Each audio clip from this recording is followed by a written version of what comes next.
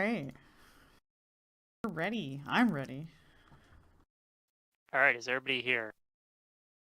Let me Yes. know if you're not here. Raise your hand. Raise your hand if My you're not here. hand Yeah. Okay. is not in the air. Turn my All webcam right. on just so you can see. I don't think you can do webcams through Ventrilo. Yeah.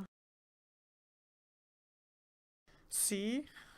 Maybe that's what the update's for. No. Maybe. Um.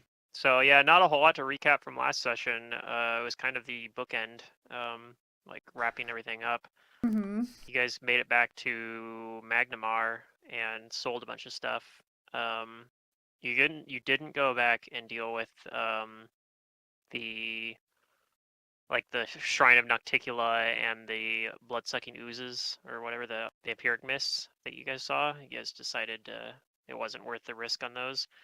But Andal wanted to go and explore it some more and uncover some more of the secrets, do some, Pathfinder archaeology. So he's planning to gather up some other Pathfinder recruits and go diving back in there. You also brought the Grey Maidens and Oriana back with you, and sent them to go talk to the priestess of Pilbo's church. Yeah, we sent them to nice And people. yeah, so hopefully the nice people of the Church of Lamashtu will help out help them out, the Grey Maidens there, and help them find a place in Magnamar. I think you spent some time doing some crafting, and I think Abrellis did some retraining. Some of you guys bought some stuff, and Sheila Heedmark set you guys up with a way to get to Karamaga, because it's very far away. I'm actually going to pull you guys to a map of Varisia instead of a map of Magnamar here.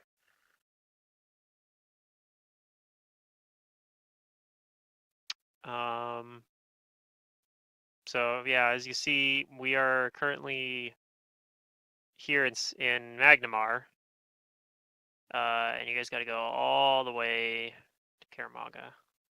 Hey, I've It's seen this map. Yeah, it's like over 300 miles away.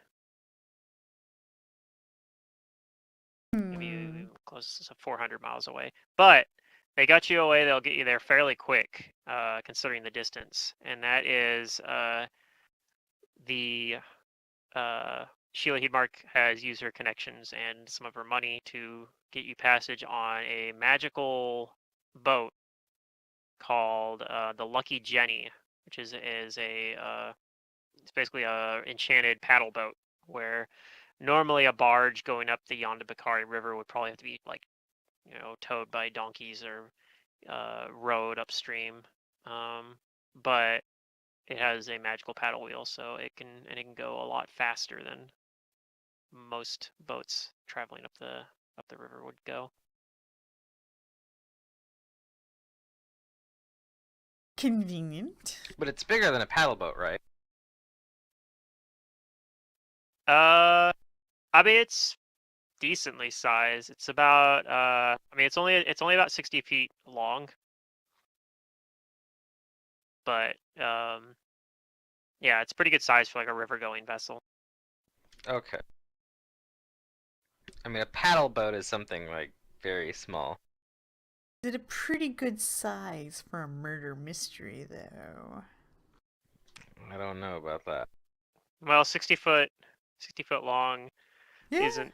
isn't as big as the one that you guys were on before, so it'll be a little bit I harder think a probably. murder could It's a little more happen, but cramped. maybe not a mystery. It's possible. I'm not getting on that boat. No, I'm kidding. Yeah, let's go. I mean, yeah, if you guys didn't want to, if you guys want to find your own way to get to Karamaga. We teleport because we purchased scrolls, right? Or scroll and service. We'd have to have a service.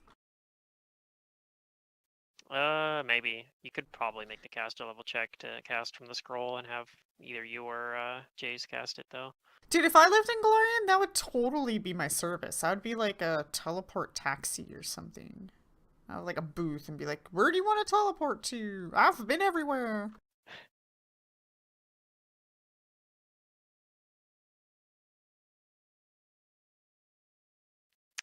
So yeah, a couple things there. Anything else you guys want to do in Magnamar before you leave? Buy I rations. believe you guys were staying there. Yeah, that's good. That's a good idea. Like you got back to Magnamar on March 13th, and I think you guys only waited. You only decided to wait a week, I believe. So this is basically like March 20th, or the Pathfinder equivalent. Yeah. I think we already did like a lot of purchasing already recently. I believe so. Just in case somebody thought of something that they wanted to get like between the last 2 weeks. Are you guys bringing the Clockwork Servant with you on the boat? Oh, I don't know. No, he has affairs to manage here. Okay, he's gonna run your estate. Something like that. It's the Castellan. Okay.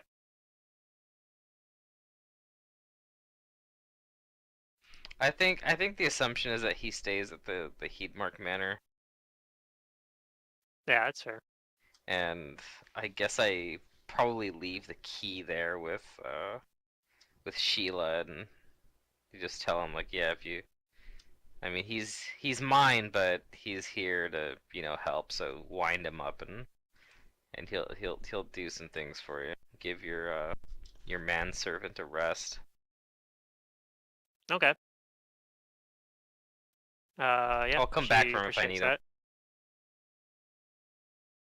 She says, I think we have some manual labor it can do. Oh yeah, he's happy to.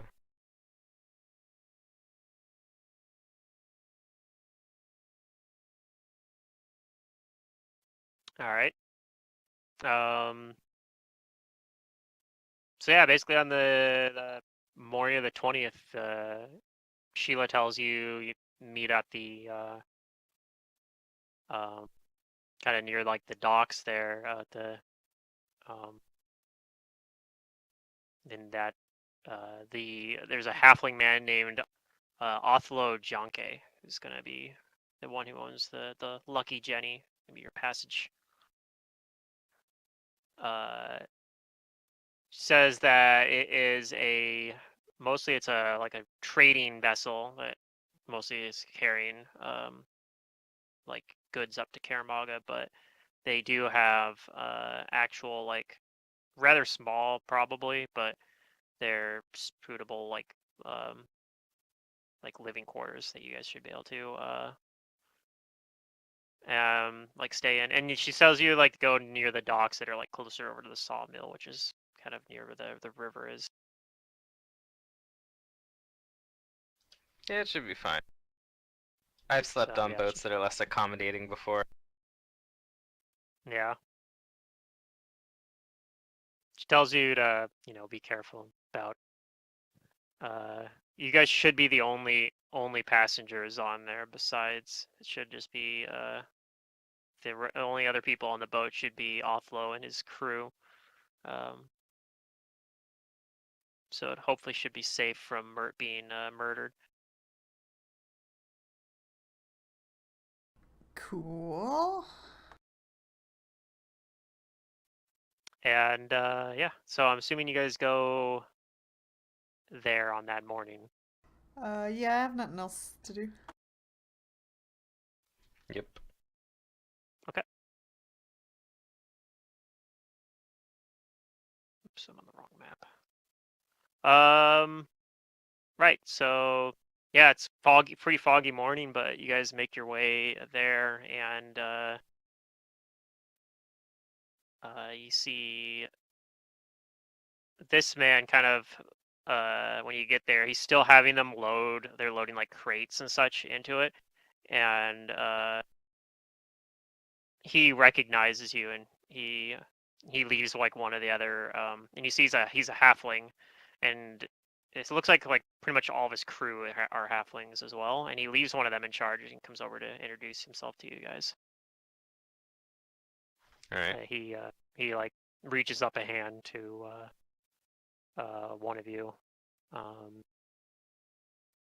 to Jace, and says that I'm Othello Jonke, and pleasure to meet you.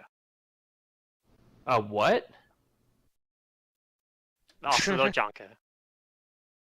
This is Oslo name, Jonka? Othello Jonke. Oslo Jonka. Okay. I've only I'm said it Jacina. 4 times. I just couldn't tell what you were saying. And It sounded like Oslo Jonka. That's what I heard. he reaches his hand up to. He offers his hand up to you, Yeah. and Okay. assuming you shake his hand, he Yeah. goes to shake everyone else's Although hand I as well. expect him to raise it to his lips and give it a kiss, though, because I am, after all, a fine woman. He doesn't do that. He just shakes your hand. He's very Okay, professional. I do one of those like super limp, like weak lady handshakes where I don't do anything, and he No. just shakes my hand. Okay, well he doesn't comment on it. Okay. But he goes around to shake everyone else's hands. Okay, I shake his hand. Not weak lady. Okay, you give him a firm handshake. Yes. He says that he says we don't have the finest arrangements on our boat. It's not very luxurious, but it is very fast, and hopefully it should be safe. Although I do have to warn you, going through the mush fins is the very first leg of the journey is definitely the most dangerous. But I mean, I'll be counting on you. You're staying where I'd normally keep some hired muscle, but otherwise, you don't worry. We'll keep watch. We'll let you know if we see any trouble. Does that sound fair? Yeah, I can do that. Excellent. Otherwise, though, you don't have to do any work. You're very you've paid very well, or maybe you didn't pay directly, but it's been paid for. So you can just Alright, relax and enjoy this journey. Yeah, Abrellis like gets on board, like kicks up her legs and tells the others, Perfect. alright, don't tell me about any danger. I'm just gonna relax. Okay. And yeah, they're almost done like loading up the boat. It seems like they had started on this like even before you guys got here. Yeah, there's about like 6 other halflings kind of running around, and they're mostly speaking in the language halfling, which I don't know if anybody in this party speaks. Like most of the orders and whatnot, they're yelling out. And yeah, shortly after that, they get it all packed up, and he doesn't waste any more time. He yells out like, "I hope no one forgot anything because we're leaving now. We will not be turning around if you did." And yeah, the boat kicks out and begins paddling itself up the Yondabakari River into the swamps.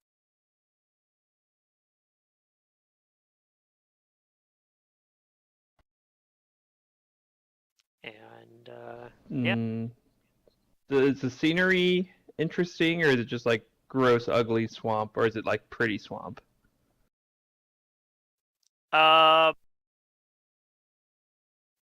It is. I mean, some parts of it might be kind of pretty. I guess it depends on your personal sense of aesthetics, but Is it like hot and humid, or is it comfortable? no, it's pretty. It at least for now is pretty comfortable. It's still like early spring, so yeah, the weather it's kind of cold, but once the fog clears up, it's like one of those days where it's like really sunny, but still but still cold out. But the Yeah, sun okay. probably makes it I'm feel I'm like good with really this good though. actually if you're like out on the dock. I mean, I have my armor on and everything, so having a nice cool day is not bad.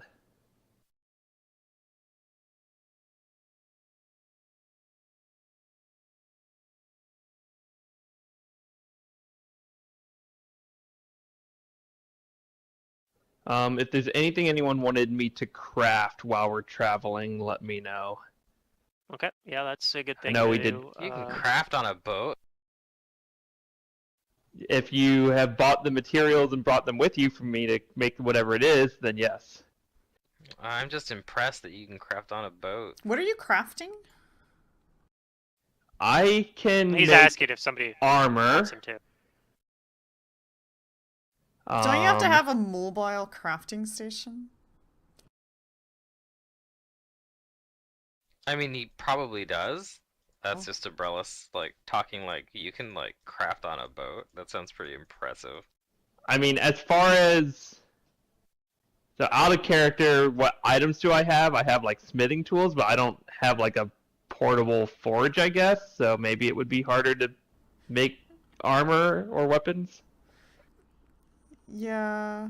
I don't really know. I think I mean, there's to make like it from rules of scratch. traveling, like when you're not at your like crafting station, like I think there's a traveling station. I don't know.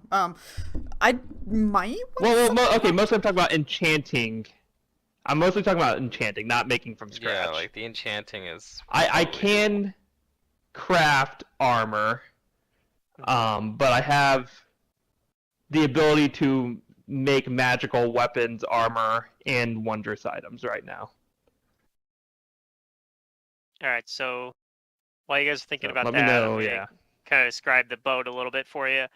So the boat, like I said, it's most of the crew, or actually all the crew, are halflings, and you can actually kind of tell that. Like, I think for all of you, it's kind of a little awkward getting around on the boat because everything's designed for like smaller people. Like when you go into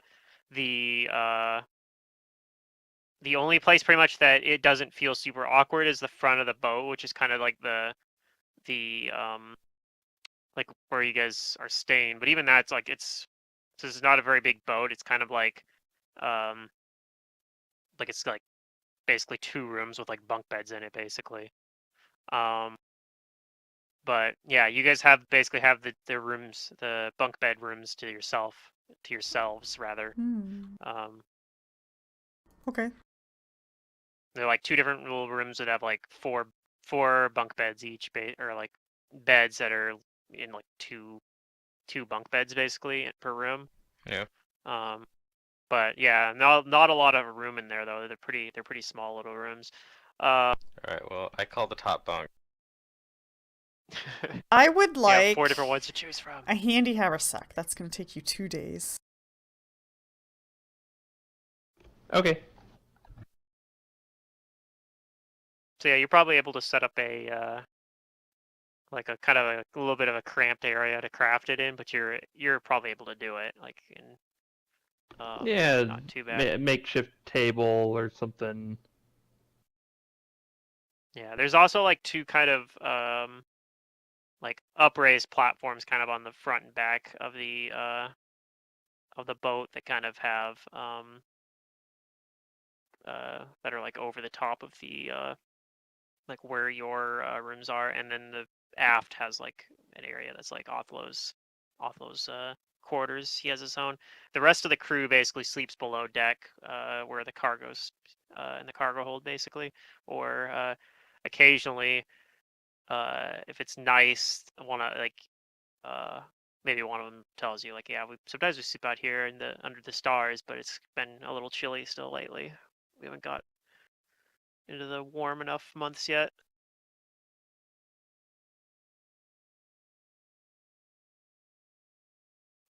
But yeah, it's gonna take like 2 weeks. So, the end of the first day, you notice that Offlow is basically he has the boat kind of pull up, on shore. Like he kind of picks out a spot to do that on, and he tells you like, because of how fast our boat is, we have the luxury of not having to sail through the night.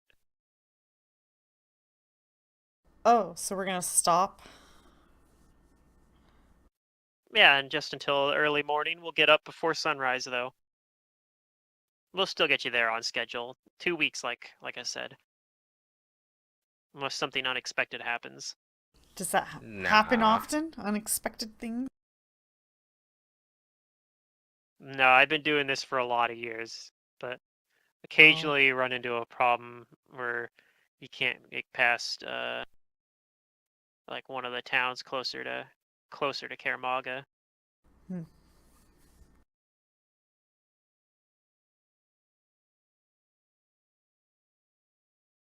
I've had the problems before in the town of Melfetch where they wouldn't let it. There's they levy tolls there usually, so most of the time it sometimes can end up just being if they end up overcharging on it, but occasionally they've just not they refuse to let anybody through.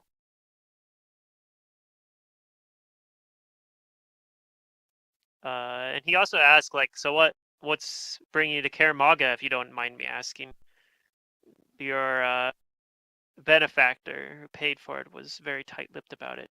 But if you don't want to tell Discoveries! me, that's understandable. Adventure. Yes, we're hoping to have a good Yes. adventure and discover things. Lots of secrets in that city over there. Secrets He that would nods. get plundered, if you know what I mean. Hmm. I've only been into the actual Caramaga once. This boat doesn't make it all the way there. Gets close, but you get to the edge of it, the Storval rise is too tall. You can't go any further.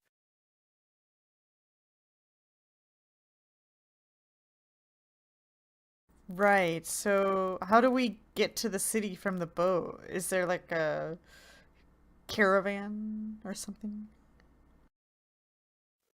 He nods. He says, "Yes, when you get there, the easiest way is probably to go through the half-light path."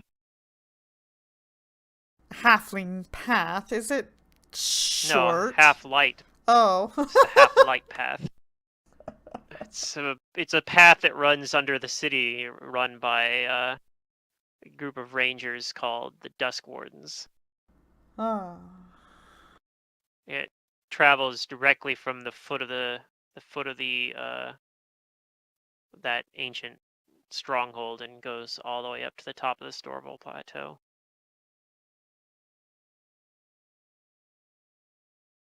It's a little unnerving though. There's all sorts of creepy crawlies living out in the underneath that city. I don't think anybody truly knows what all's there. Ancient ancient things though.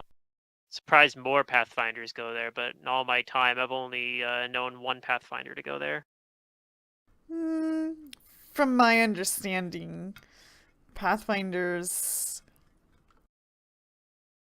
they need a reason.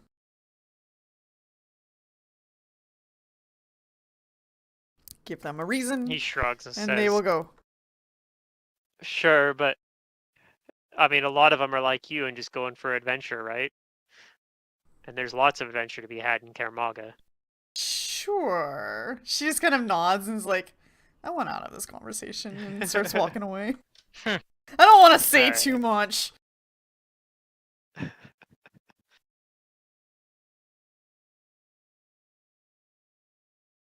Yeah, Hannah. Yeah, Hannah doesn't talk too much, I guess. Umbrella says. It's okay. It doesn't mean she doesn't like you.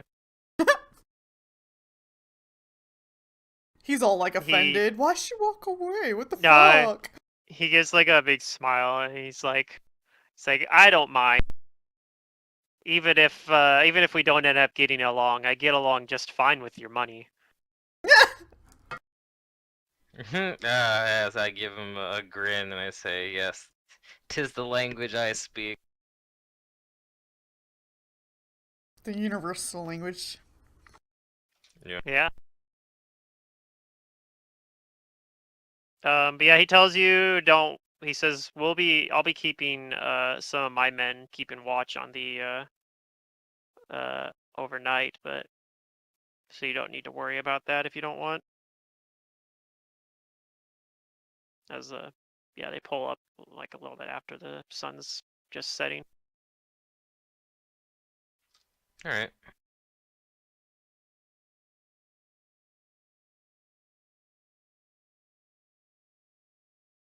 And yeah, I'm assuming. So what sort of like sleeping arrangements you guys doing? Like I said, there's 2 different rooms, so I think at the very least, I mean, like you could all cram into one room, even though there's only 4 2 beds per room. rooms. Somebody wants to sleep on the floor. 2 rooms with 2 bunk beds each. 2 bunk. Yeah. So someone has to sleep I'm with the taking the captain top I'll guy. sleep on the one floor. of them. There we go, That's Silver, because he I'll volunteers sleep in the to if be the accommodating. wait, does the captain guy have his own room? Yeah, he does. That's what I'm saying. There's 2 rooms Okay, in the okay. the 2 rooms in the front. You guys have like you guys basically have those rooms Yeah, to yeah. yourself. He's I like, got You guys I'll are sleep with the paying customers. captain. I was going to say that, but no. I'll take the more empty room, and someone else is welcome to join me in that room. But I figure I need more I mean, that's room to do the bold. crafting. You might get Umbrella's respect points.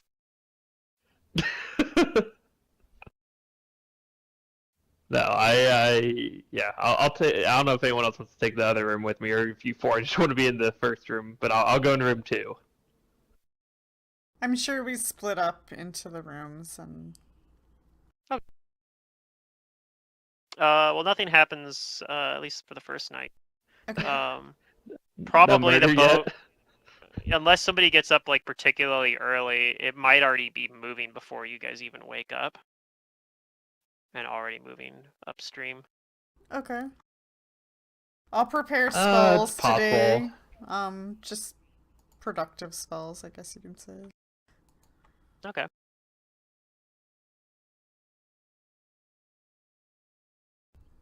I might make a note to wake up early to make sure I can do my morning preparation, spell preparation on like hard ground rather than on the boat. Assuming we're like at the shore when we're docked or at night or whatever, right? We have all those spell books Mhm. with us now, don't we? You In like a do bag if of you holding or something. if you took them with you, yeah. Absolutely. Oh took 'em boy, I with us. forgot to I would put look them at in my spells. handy haversack that I now have, unless Yeah, that's fine. Jacina would rather hold some or any of them. Yeah, so what was it again? Put it's any spell on the wizard list that's 3rd level or lower? Or is it 4th level or lower?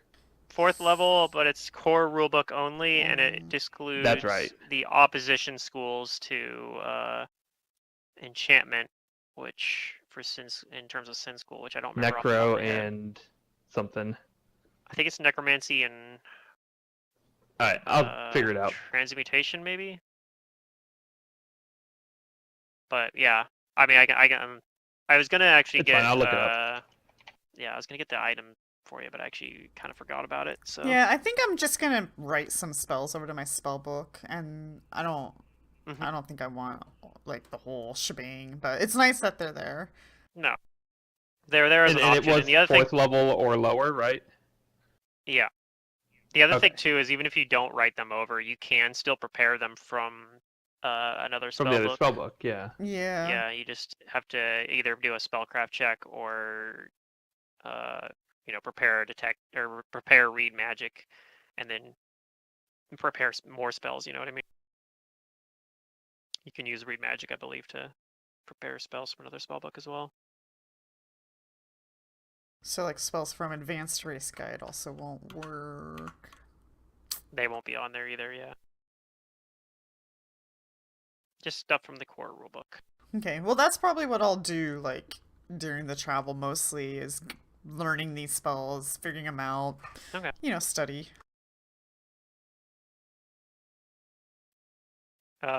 During the second day, Othlo goes to Pilbo and actually asks, "Hey, what'd you say your name was again?"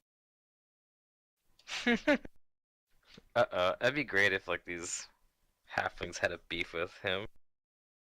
He's asking me my name? He's asking what you said your name was again. I'm assuming you told him when you Oh, first introduced. Pilbo, yeah. But... you just tell him your first name. He shakes his head, says, what was your last name? I feel like I heard it before." Just go puppers. Yeah, he kind of like sits there and kind of like strokes the stubble on his chin a little bit. He's like, "Yeah, you're not related to that brewery before, are you? Some relation? I used to move some stuff from them many Yeah, years ago." yeah, that was my parents. Hmm.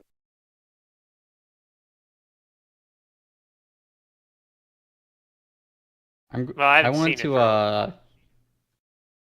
sense Hmm? motive this guy. Sure. See if he's trying to like put one by me. You don't think so. He looks like he's just like kind of curious about it. It does look like he has like question he wants to ask you, but he like looks like he's like unsure how to approach with it. Oh, good sir. You look pretty inquisitive there. Did that name mean something for you? Uh, he says, "Well, I don't mean to pry, but I haven't seen any of their stuff in a long, long time. Do they still make anything? Last I No. heard, they were going to be making some sort of whiskey or something."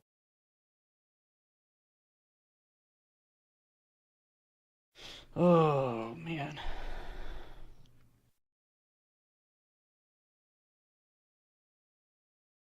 He kind of raised his hands up. He's like, "If it's a sensitive topic, if you have like some sort of beef with your parents, I'm sorry to have encroached. I didn't mean anything by it."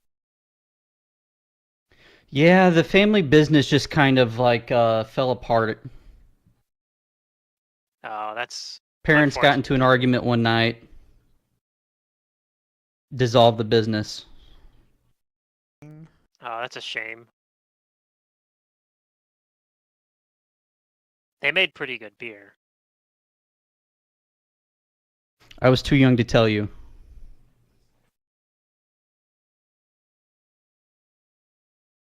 Well, I hope that whatever business ventures they're involved with now are have better luck.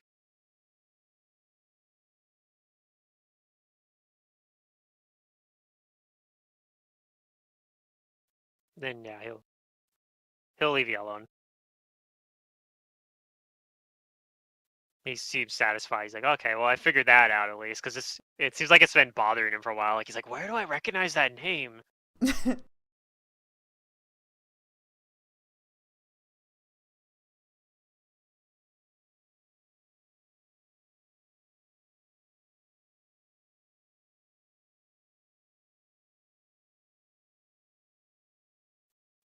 And yep, he tells you that he'll be within the mush fence probably for the first half of it. Um, that it should pick up and they get a little bit further. He says once we get past the town of Wardle, the current slows down a lot too. We'll be able to make a lot more distance in the second half of the journey.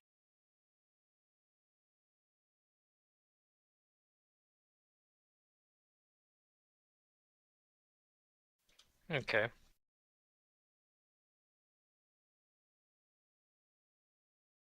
So, yep.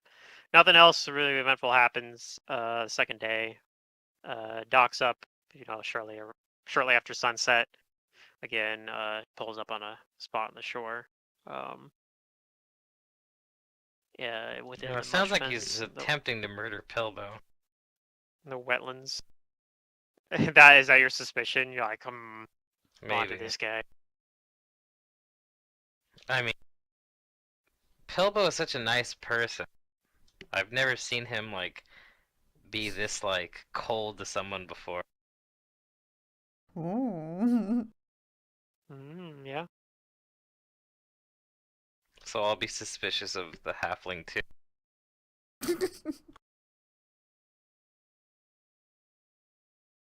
All right.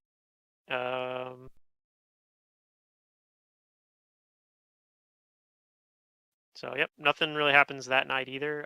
Next day, boat continues on its way. All right. I take just about every day on the boat, kicking back and Just lazing it up. relaxing. Yeah, looking at all the scenery. Yeah, thinking about all the money that's in our near future. And I'm thinking all the good spells are in other books. Dang it. Yeah. That morning actually on the third day, like, some of you probably might not even have been up. It's kind of before sunrise, but after the boats already started moving, you hear like this distant, loud kind of like shriek, kind of like a monstrous sounding shriek, like very inhuman. You're not sure what it is, but It's the murder. I mean, it what do you sounds do? far away though. Does sound far away. That's I why look it's out a for any mystery. other Do I boats on the is horizon. like a humanoid shriek or an animal shriek or maybe magical Roll and beast knowledge shriek? nature. Ooh. Right. Took me a minute to find the button. I wanted to click on the number and I'm like, wait, no, this isn't fantasy. That is Math. enough for you to suspect that it's probably not something natural. Or if it is, it's something that you've never heard of. Gotcha. Sounds spoopy.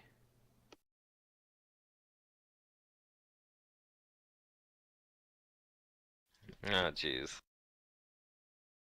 Umbrella you guys do says, anything else? "Alright, I don't think this is our problem." That sounded pretty distant. I keep writing spells into my spellbook.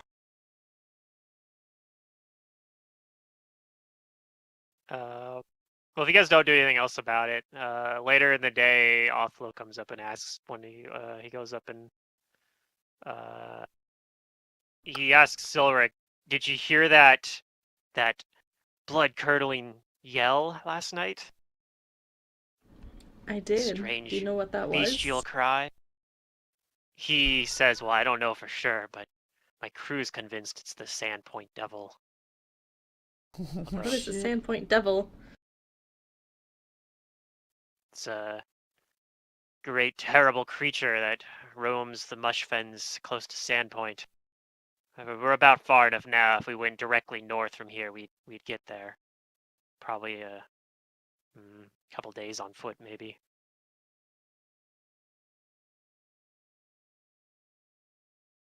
Not much is known Doesn't sound about like it. something I want to deal with.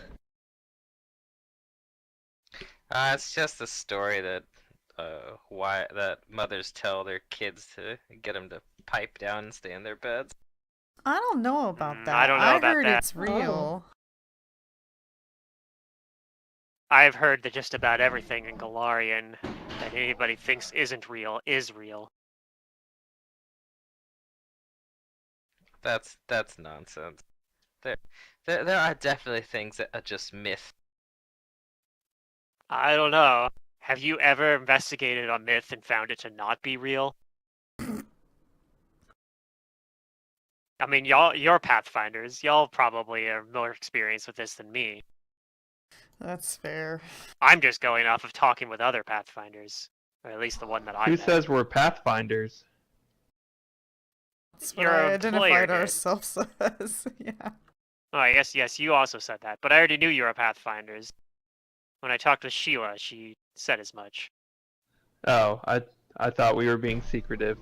Very well. Yes, we are Pathfinders. Well, she said that much, at least.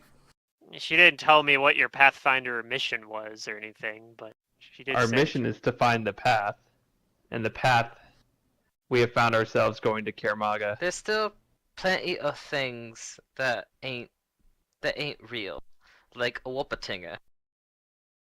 Oh, what the what? He says he doesn't What? look convinced. He says, "I'm pretty sure the Wabatinger is real." She waves at him and says, "You that's silly. You're bang out of order. Ain't no one's down so much mead that they seen a Whoopatinger." He says, "Well, my uncle insists that he did."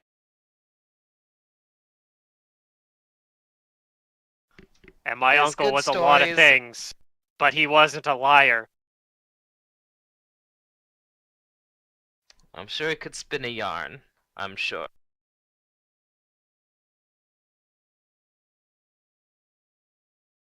And he kind of sighs. Says, "Anyway, I'm hoping that oh, Ron DC'd and it reconnected apparently. Welcome back. He says, I'm hoping in any case that if that is the Sandpoint Devil, that it doesn't find its way to our ship here. I never seen the Sandpoint Devil, and I intend to keep it that way, hopefully."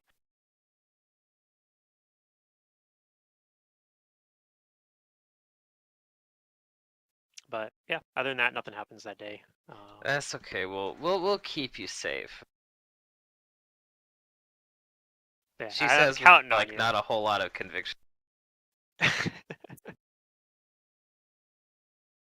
I'll keep him safe from real things, is what she's thinking. Yeah.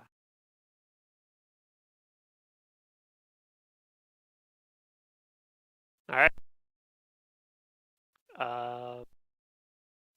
That night, he pulls up again on the up on against the like the side again, on like a kind of a soft beach there, and yeah. But that night, something does happen. Oh boy, here we go. The murder.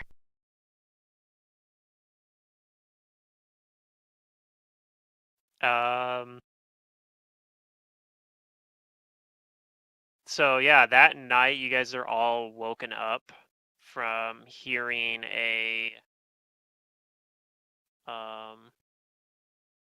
like a bell basically, Hmm. like a ringing bell, like an alarm bell basically, like and you hear shouting as well coming from outside. Oh no.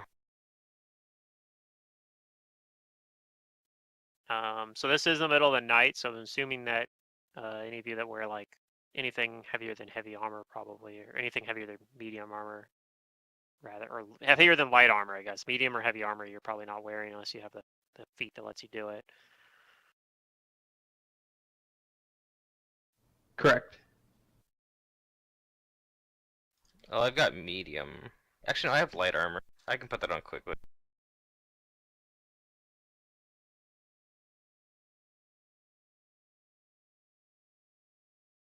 I'm gonna So, begin are you putting on my suggesting we armor. put our armor on now, or are you saying we're sleeping with our armor off? I'm I'm gonna saying put my you're armor on probably right now. Armor off unless it's light. Well, I get that, but okay. So what does everybody do immediately when they wake up, basically? If I hear the bells, I'm getting my weapons and I'm putting my light armor on, which should be very quick. And if anybody else needs help getting their armor on, I'll help them with it. These are like the boat warning bells, like something's up. Mm-hmm.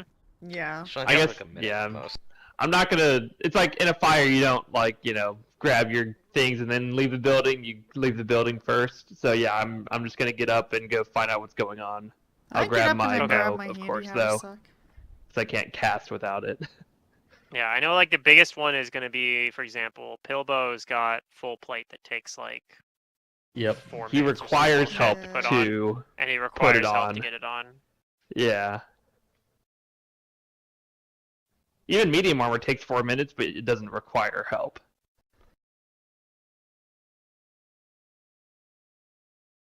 But yeah, so I'll grab my bow and check out what's going on. Where's this bell? Who's ringing? Okay.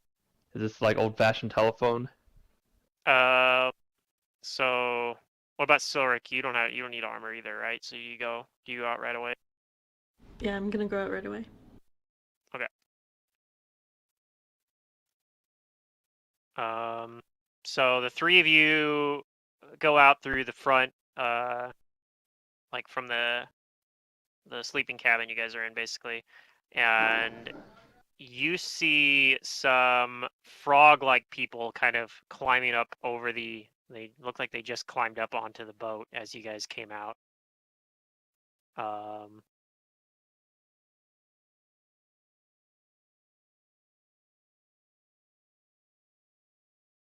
And I'll be pulling you guys to Oh a map no. here in a second. Well, But yeah, we they have to have deal with boggards anyway. bulbous eyes glaring atop this creature's decidedly toad-like head. A multitude of warts and bumps decorate its greenish skin. There's also one that is standing kind of in the center of them that is wearing a kind of it looks like it's supposed to be a crown, perhaps made out of reeds, wearing a very and he's wearing like a fancy looking amber necklace. Like it looks like he would consider himself the king of the swamp frog people, except it's not very it looks pretty low quality royal adornments, but it looks like that's what he's going for.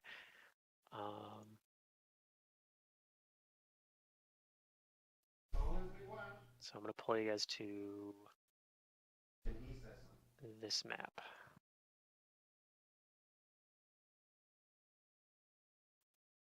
And yeah, you can also see that up on these platforms up above the front and back here. That's where there's some halflings there that are on both ones. Looks like they were keeping watch, and one of them at the front of the boat is ringing the bell and yelling like, "We're under attack."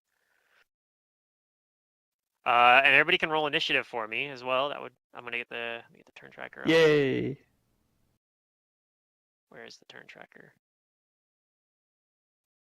Why do I not see it? Oh, it's already open. I just have it open already. It's on the other side of the screen. Button. Oh, click the token.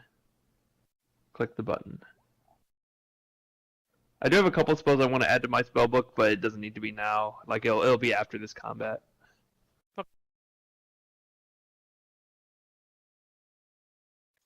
Nice. Yes, my initiative is very high. Damn, I realized I wanted to buy something before we left, but I'll have to get it in Karamog. Yeah, I mean, it should be fine. I mean, unless we need time to do things, but You don't craft rods. we're going from one right? big city to another. No, not. I'm Mm. not planning on it either. Weapons, Okay. armor, wondrous items. Yeah. Maybe Karamog one is more actually later. like a lot smaller than Magnamar, but it has like all these modifiers that stack together and make it so that it actually has way bigger purchasing power and whatnot and availability than a city its size normally would have. Yeah, I Like, if just you want look a at the- reach meta magic rod. That's all. Oh, that's pretty cool. Yeah, I'm actually not taking any other craft feats, or at least not planning on it. So, arms, armor, and wondrous item are the three. Okay. So it looks like Silric gets to go first. So yeah, these boggards that Umbrella says, or rather Matt out of character already identified them as boggards, but they just climbed up onto the boat right now. It looks like they're they're all holding morning stars. And what would you like to do? How big are they? They are the size of a person. They are medium sized, about 5 feet tall, probably. Yeah, they're about 5 feet tall. They're kind of stocky, but yeah, they're normal human size basically, but they're frog people.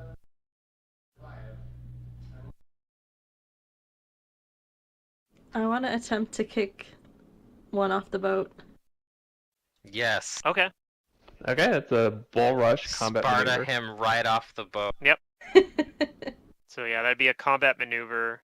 He's still flat-footed That would too. normally provoke, but they're flat-footed. They are flat-footed. They just got on the boat. They didn't expect that. Like they didn't know. They just now like combat just started, so they're still flat-footed.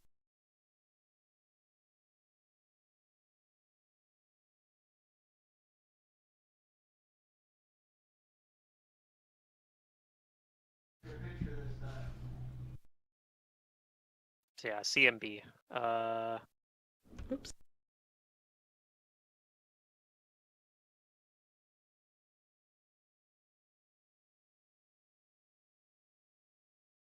Oof, a 1.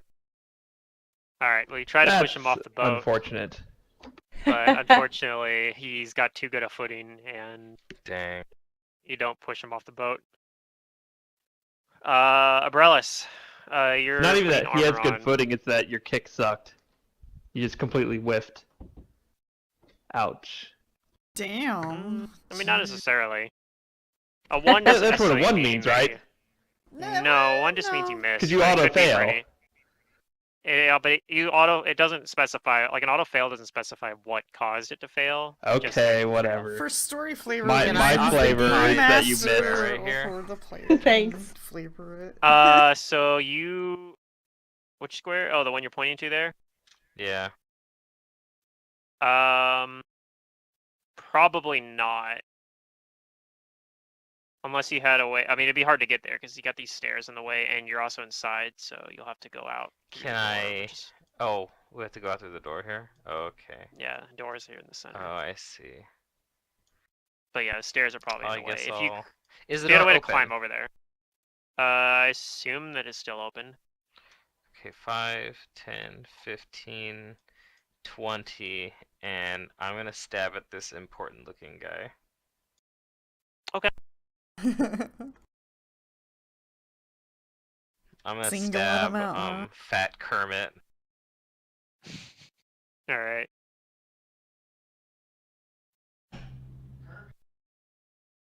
Yep, and hopefully they're flat-footed.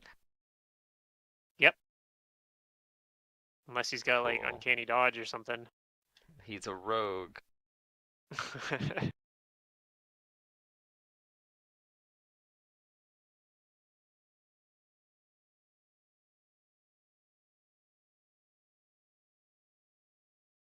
Okay. That hits his flat-footed AC. All right, I'm gonna impose the whatchamacallit. I'm gonna give him the he can't take a 5-foot step penalty on him. The hampered one. Okay. Yeah, I don't want him going anywhere. And then I'll get my standard bonuses for sneak attacking.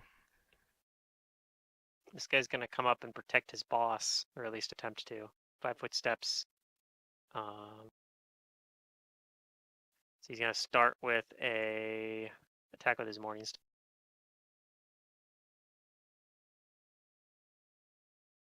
I'm looking at the wrong. Okay, here it is. Looking at the wrong window. All right, so morning star attack. Ooh, 24. Does that hit? Yeah.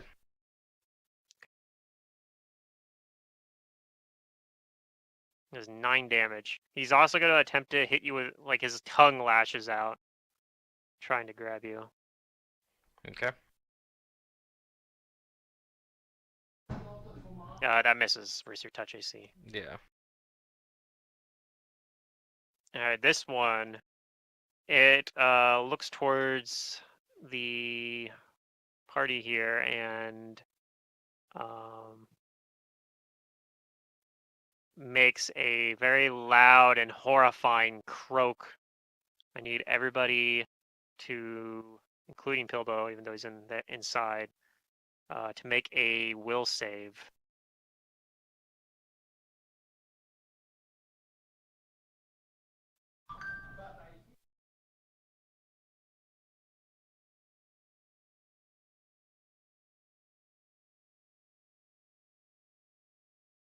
Okay. Silric and Abrellis are shaken. Okay. for 2 rounds. Hannah.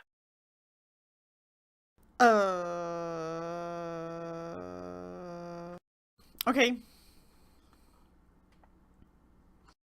Man. That would have been such a good line for a lightning bolt, but I just can't get myself in that situation. Okay,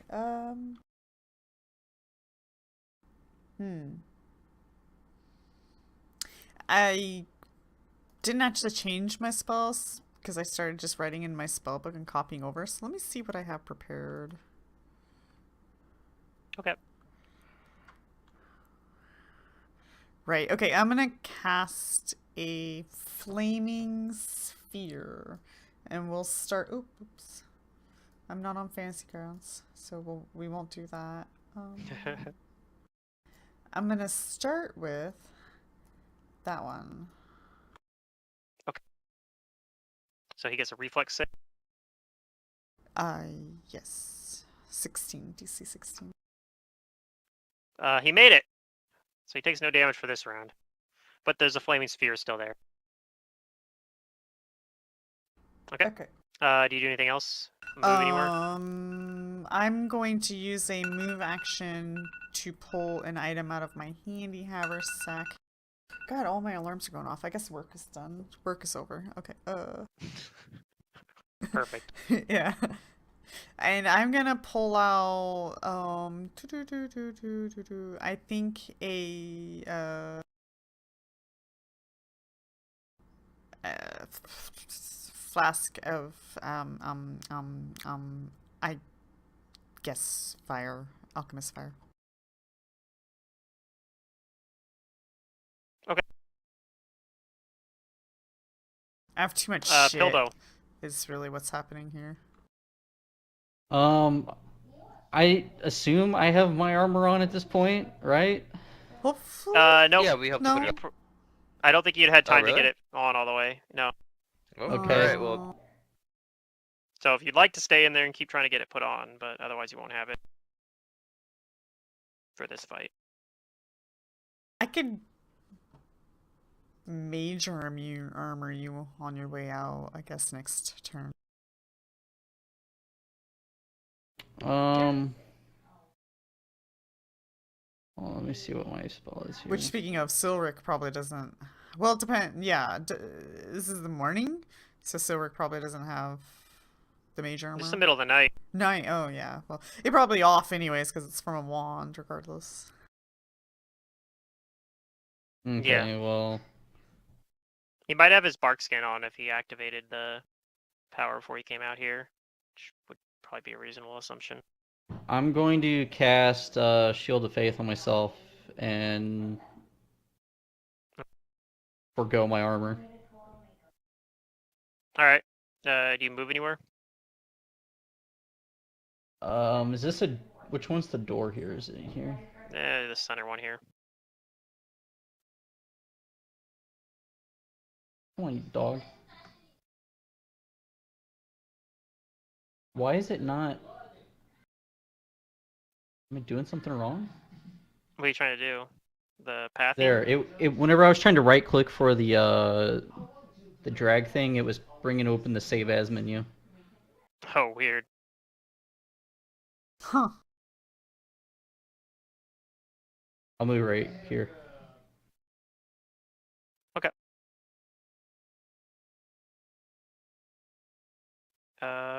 Jace. Okay. I'm going to 5-foot step over here to have a better angle. Okay. And I'm gonna Sure. shoot at the closest troglodyte. Or are they boggards? This I one don't right here? remember. They're one of them. boggards. Yeah, the closest boggard. Yep, that one. And sure, I'll activate Boots of Haste. Okay. And I'm gonna do Acid Splash with this attack. And it's a full round. So, yep, okay. All the things look right. Check mark haste. Sure, I'll do the arcane pool enhancement too for a swift action. Sure. And hopefully my numbers are right. They look pretty high, so I'm not going to hit recalculate. Which one of these? This one.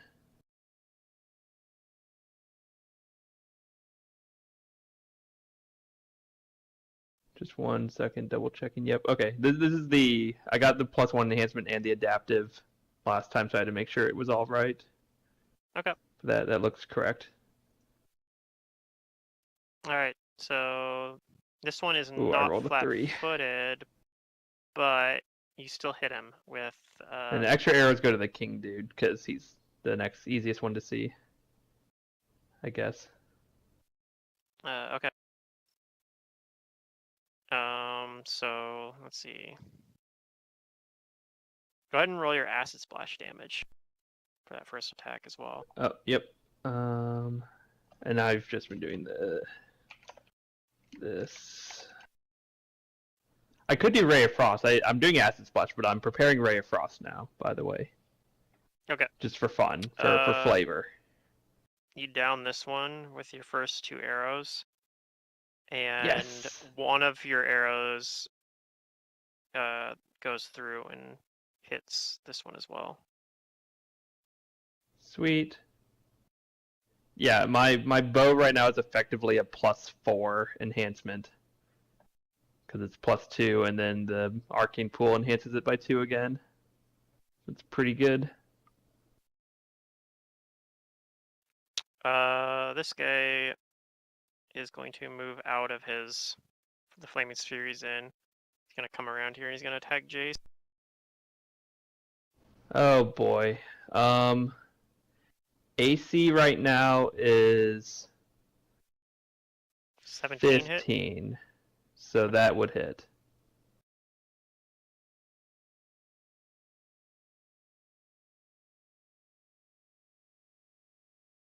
He does 6 damage to you.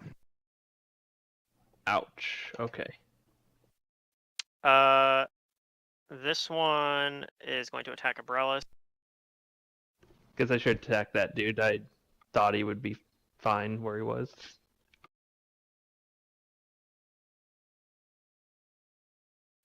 Nine, I'm sure misses, but he's gonna also try to do a tongue lock. Yep.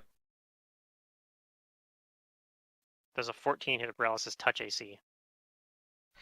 You'd think that it would hit my touch AC, but thanks to whatchamacallit, the rogue talent, offensive defense, because I snuck attack in the round before, I've got a large dodge bonus to AC, and my touch is 18.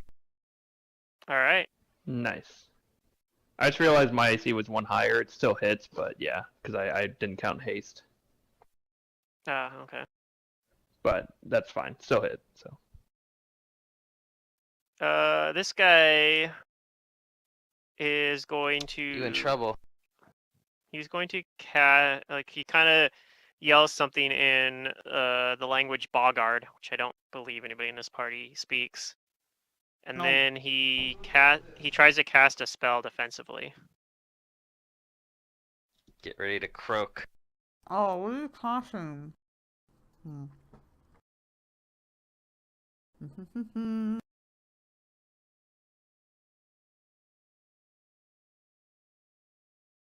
He is attempting to cast the spell Bane. Oh, It's like shit. Bless, but the opposite. Bane, you human.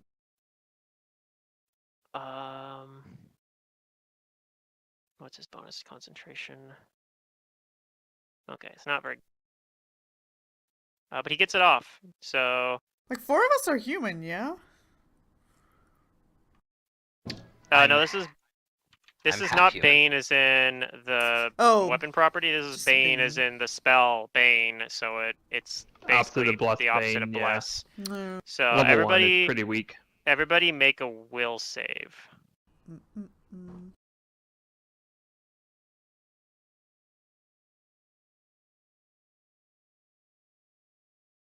That's a 2 I rolled on that will save. Yeah. Okay, so bless counters, bing. Silric gets the compulsion. Bless counters Bane, yeah. So if somebody has bless, they can just dispel it. Mm. So Silric gets the bonuses from Elven immunities because this is an enchantment effect. I get a +1 resistance bonus from the coin, but that's already stacked with my cloak of resistance. Yeah. Do you actually have the Wax of Defiance on right now? Probably not. No, that's no. That's just there in case I have it on. I can remove that if you want, though. That's fine. Okay, so it looks like Hannah didn't pass, I think, Oh, and I think that's it. Everybody else passed. It oh, looks no. like. 13 succeeded. Oh my god. Wait, I don't see Pilbo's roll. Okay, yep, You you passed as succeeded. well. Because yeah, the DC on this is 13. Yes. And so yeah, Hannah, you just get a -1 to all attack rolls and Mhm. saving throws versus fear effects.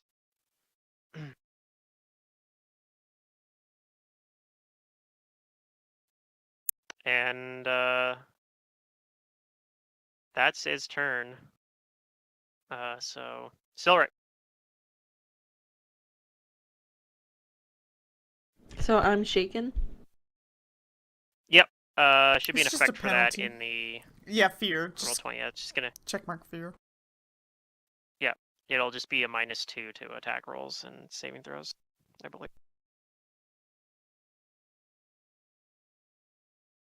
So I guess would have impacted that last saving throw there, but I think he still would have made it. Yeah, he still would have made it. It's in the conditions tab if you see it at the top. They'll say fear, but fear and shaken are the same in terms of mechanical. The only difference between fear and shaken is that if you actually have fear, you have to run away, whereas shaken, you get all the penalties of it, but you can still do whatever you want. Yeah, Twinkie, do you see what they're talking about? Okay. Otherwise, I can Yeah, I describe see it. it. Okay. Yeah. Fear I see any? it. Okay, cool. Yeah. So yeah, once you check that, Alright. it should calculate it, and then you just click things as normal. Alright. Well, Just I'm make sure still you gonna turn it attack off this in a guy couple next to me. rounds. Okay. I've definitely done that before, where I leave a condition on. Yeah. Like, oh, I've been afraid for like the entire session. Traumatized. Yeah. Yeah, I'm attacking this guy directly next to me. Oh, Okay. This guy right Hey, here. that's the right? opposite of the one you got last time. It's Yeah. pretty good. All right. I see a little fear. So you weren't able to push him off last time, but this time, I mean, I don't know. How do you do it? How do you take him out? My fists, of course. Do you just punch him in the face? All right. I'm gonna punch him in the toad face. All right. So you hit him, and you hit him like really well. He actually ends up like toppling over the side. Like this force makes it so like he flies over there, drops his morning star, kind of does that thing where like his arms and legs are like going back towards you, like they don't catch the same momentum as the rest of his body does, right. and he kind of hits the railing and like flips over it and splashes into the water. And that was just your first attack because it was a critical hit. You one-shot this guy. So I'm gonna assume your next attacks are gonna go towards the other guy that's also next to you. Yes. Yes. Okay. So you only hit with one of those attacks, but you still hit him really good. And he looks a little concerned about that. Like he winces in pain, croaks out in a language that you don't understand. But you do understand that he's in some sort of pain. Umbrellas. I'm gonna take a 5-foot step back, as long as I can. You can. And it's too good of an opportunity not to use it. She's gonna pull out a concoction, a little bag of very flammable powder that just needs to hit something, and she's gonna throw a bomb at this dude. Okay. Oh my god.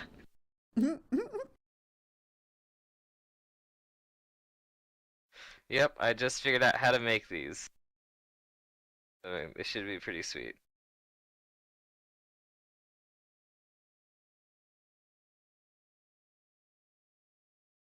All right. See it. Hiya. All right. That will hit versus touch AC.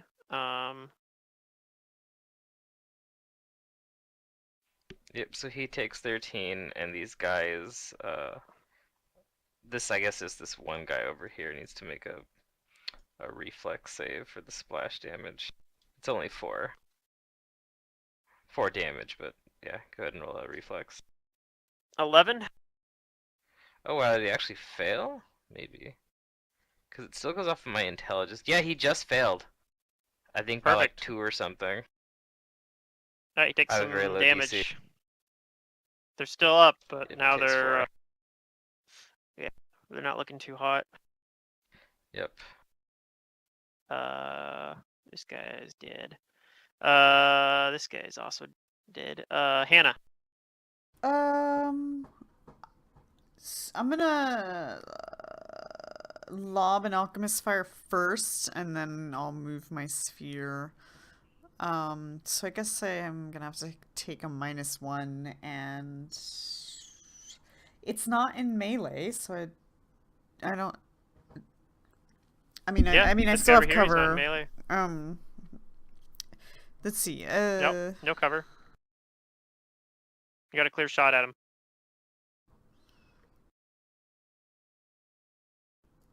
So I'm point blank. Let me just take this number off because of the bane.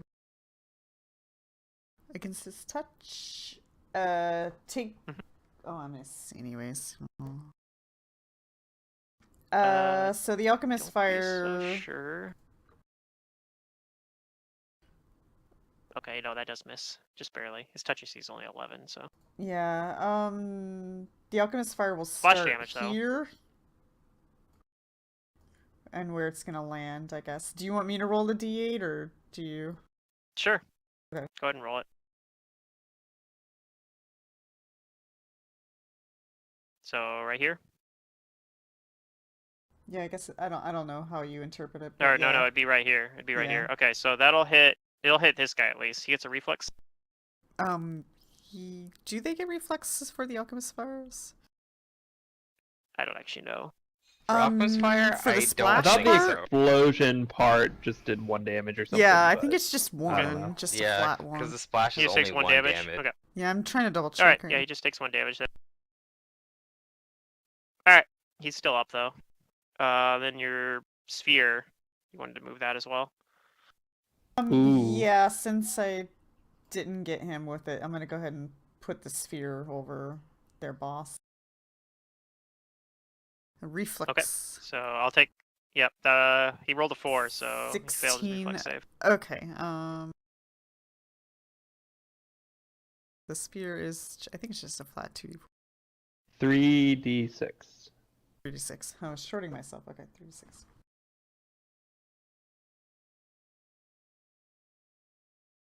Yep. You move it over to him, and he croaks out and falls over He onto the dock. croaks in more than one sense. He croaks. Pillbow. What am I standing next to here? Is that stairs or a mast? This right That's here the are cover of the cargo hold, yeah. right? This leads Oh, down to okay. the cargo hold. Right now, it's a trap door basically, and it's closed at the moment, so you can stand on that if you'd like. Okay. I'm gonna try and bull rush this guy away from Jacina. He's going to take an attack opportunity then, because I'm assuming you don't have improved Fine. bull rush. 20. Yeah, it hits. All right, so he does 10 damage to you. And then go ahead and roll your All right. CMB.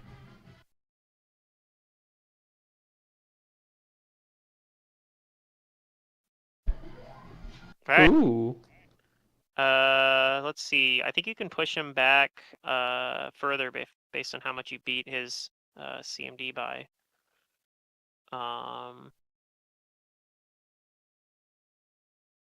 Where is the CMD on here? It always lists in like a weird spot. Okay. So yeah, you can push him back like all the way against this wall or off the boat if you'd like. Where would you like to push him to? I'm gonna shove him off the boat. Okay.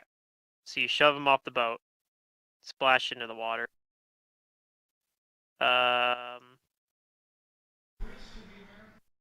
And then I'm assuming that's it. Yep. All right, Jace. Can I see the guy in the water from where I'm at?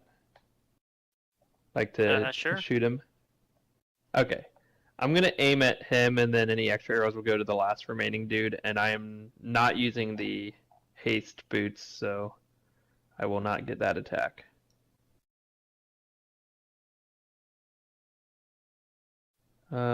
Otherwise, yep, acid splash, same thing as normal. Chance for crit. Mm-hmm. Go ahead and roll your... Well, yeah, don't worry about the acid splash damage. You actually are able to take out not only this guy, but you take him out with your first 2 shots, and then your other arrow that you turn towards this other guy takes this guy out, and all the boggards are dead. Sweet. A few moments later, Othla comes out from over here. It's like, what in tarnation's going on out here? I pick up some of the burnt boggard and I say, frog's legs. Yeah, he comes over and like looks closer. Says, I reckon you did a number on them. Good job. Yeah, well, it's what you're paying us for, right? I say with a wink. Huh. I start global He warming and I put smiles. my flaming spear into the river. He smiles. He says, next town we're in, drinks are on me. All right, that sounds good. I'm still keeping an eye on him because Pilbo's a little, suspicious about him, but he seems like he's all right. Yeah, Yeah. that sounds good. We He took looks care at of it, this- of course. Yeah, he looks at this boggard. And Yeah, that one seemed to be the Are leader. boggards known to be pirates? They seem like they were pirating. he says that he's been attacked by boggards before, so this isn't that surprising. Why would they attack? What would they gain? Probably just hoping to steal food from us or something.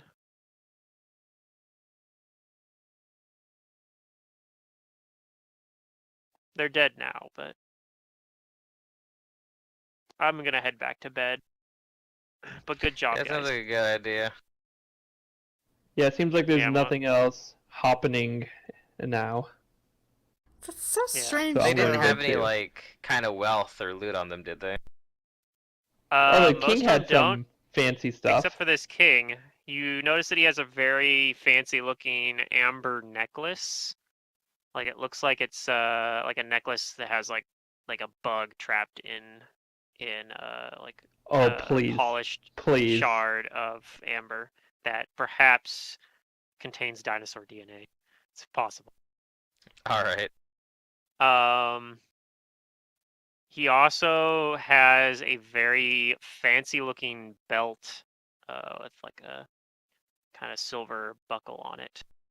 I detect magic and try and identify if they're magic.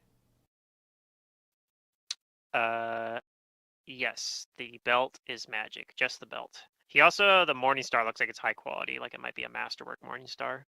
The other Okay, ones so do the not, just his. necklace looks fancy. The belt The necklace is looks like it's magical. valuable, and the belt is Okay. is magical. 19. Perhaps I should have done an 8 another action. From Spike. No, he failed anyways. All right, so spellcraft. You know that this is a belt of incredible dexterity +2. You also notice though that the belt has like the buckle on it is the glyph of the open road. Glyph of the open Um, road. Mm-hmm. Yeah, I'm not sure what And that means. it also has a name scratched in on the back of the belt buckle.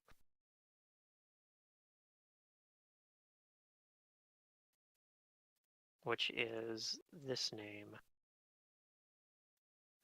No apostrophe S. Eando Klein. Ando Klein's.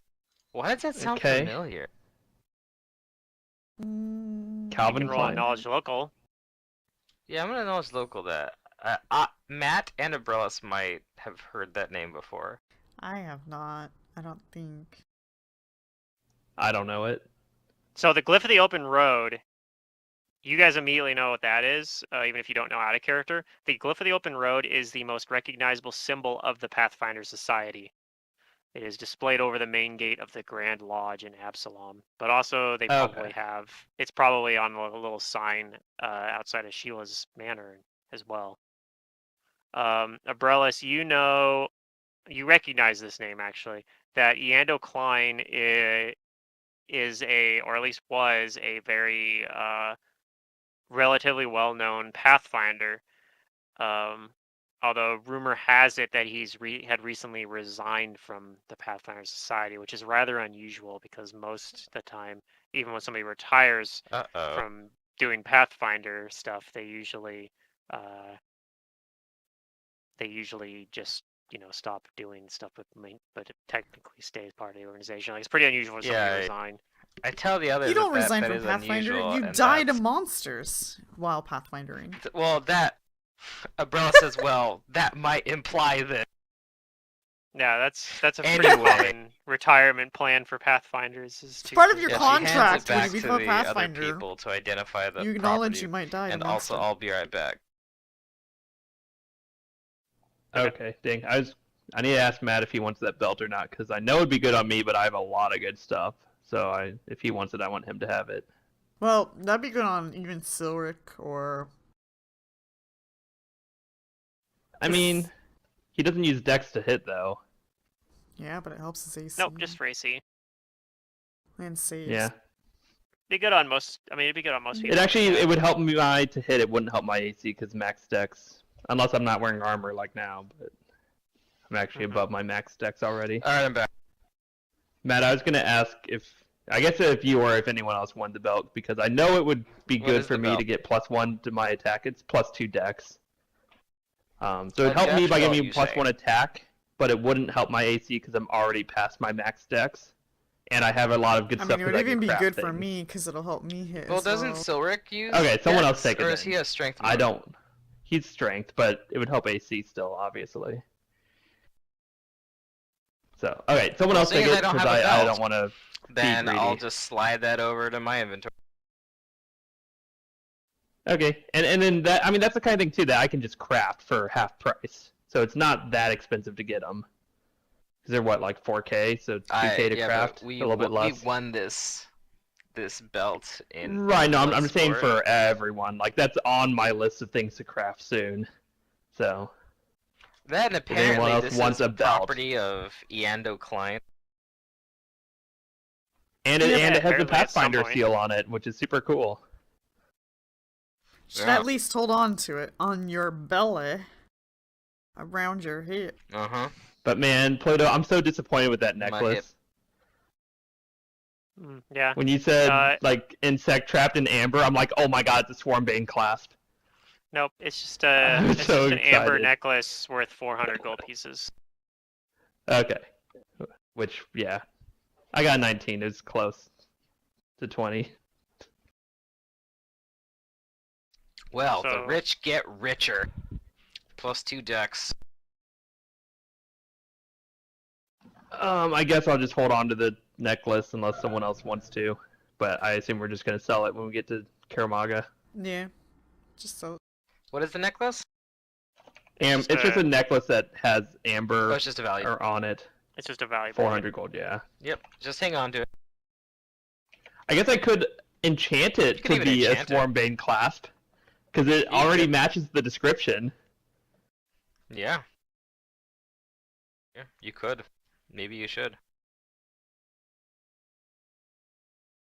But yeah, I think for mechanical purposes, I will, quote, sell it. So we share or I'll pay the party the gold equivalent of selling it. Oh, you And don't have to then pay us. enchant We it. found it.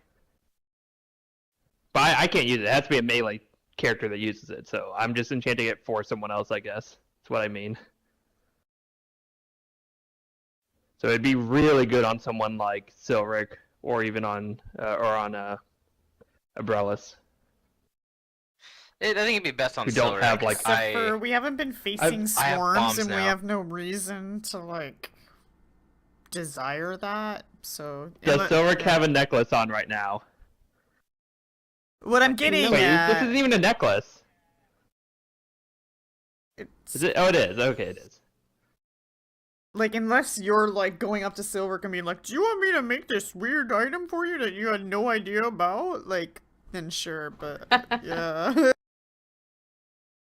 Other than that, Maybe one of Jace's parents died to a swarm. maybe, and he's just super nervous about it. I mean, it was a swarm of bandits. Oh wait, no, that's Caleb. Wait, what game is this? Wait, Shit. What? What? how did my? What? I'm trying to remember what my backstory is in this game. I knew I grew up without parents, but I don't remember what happened to them. They were killed by a swarm. Yeah. Let's see. Right, I just wrote my Canon. parents died in a terrible accident. So yeah, I'll put in parentheses from swarm. All right. That's why he wants to make a swarm being class. So Canon some now. terrible swarm accident happened. So I'll warn the melee characters in the party of the dangers of swarms if you don't have any ways of dealing with them. And I'll talk about how later I learned that there is a way to fight them as a melee, like, martial character. He wants you to spend money and buy his item. I've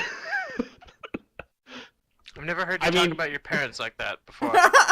You know, It's grew not up that without I parents, too. think. It's not that I think Pluto would give us swarms. It's that I think the book would give us swarms. It could. You guys have fought a swarm before, of centipedes or Mhm. something, I think. Did we? Okay, I didn't remember that. But yeah, I talk about how this insect trapped in amber reminds me of the stories I heard of how my parents died in a terrible swarm accident. They were killed Seems like a without pretty good swarming. conversation to have in the middle of the night. One of the halflings come over here and starts like cleaning up like some of the scorch marks from the bombs you guys threw on there, trying to, and he the other guy comes down to like help him like throw the try to lift these, even though they're very heavy. I tell the These boggards I over brag to there the halflings overboard. that I was the one who did that scorch mark. That was me. All right, they I go back to bed kind of because I need like spells. try to avoid making. Jace eye is contact like, with "I'll make you a Say, "Yep, very swarm good, very bane, good." swarm bane." Oh, I'm going to bed. I say you It is need a middle of the light. night. Yeah, I guess we should head back to bed. Of course, I don't Alright. mind sleeping while the boat keeps moving. Boat's not moving right now. It was You docked. guys go But back to bed. That's how Right, but if it starts Bogart Ray moving would've in the bored us. morning, I would still probably sleep. Yeah, you guys go back to I bed. see. I'll join you guys in a moment. I have this strange urge to commit a murder while we're on this boat. Oh no. Oh. And one of the Common. halflings in the morning was found dead. Common psychological problem. But yeah, Pluto, I'll make a point to wake up before, like, even before dawn, before we start moving, so I can do my morning preparation ritual on solid ground. because doing it on a boat just is not right for Torag. Okay.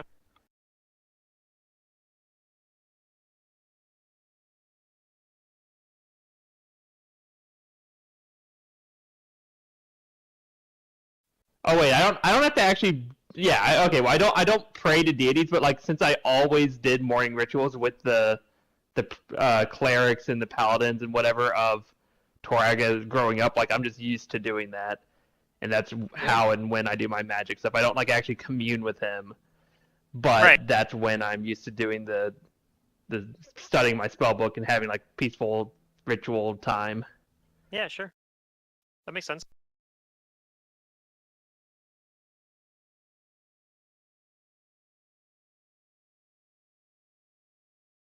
Yep. So next morning, when Othlo sees you guys again, he like, thanks you again for taking out those boggars that tried to attack.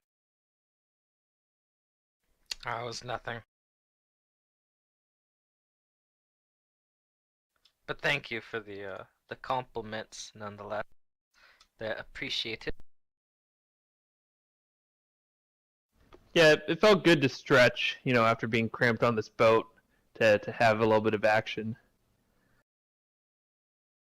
He kind of chuckles. He says, watching you guys try to move around this boat's actually kind of funny. Funny? Also, You say I'm you're funny. yeah, you're hilarious. Oh, so what? Like some sort of clown for you? Yeah, something like that. You think Not I'm so here to lanky. entertain you? No, but you're very good at it regardless. I don't know. I walk around without too much trouble on the boat. Look at Jace, he's so clumsy. Oh, he's He probably right couldn't, about me, and I don't really care. That's Let's not go. the way I see it. I'm gonna get out of here. Yeah, I mean the boat's moving while he's talking. Yeah. Look at how clumsy he is. I go back to my book scribing. I can I can do this well without even trying. It would be pretty funny to watch.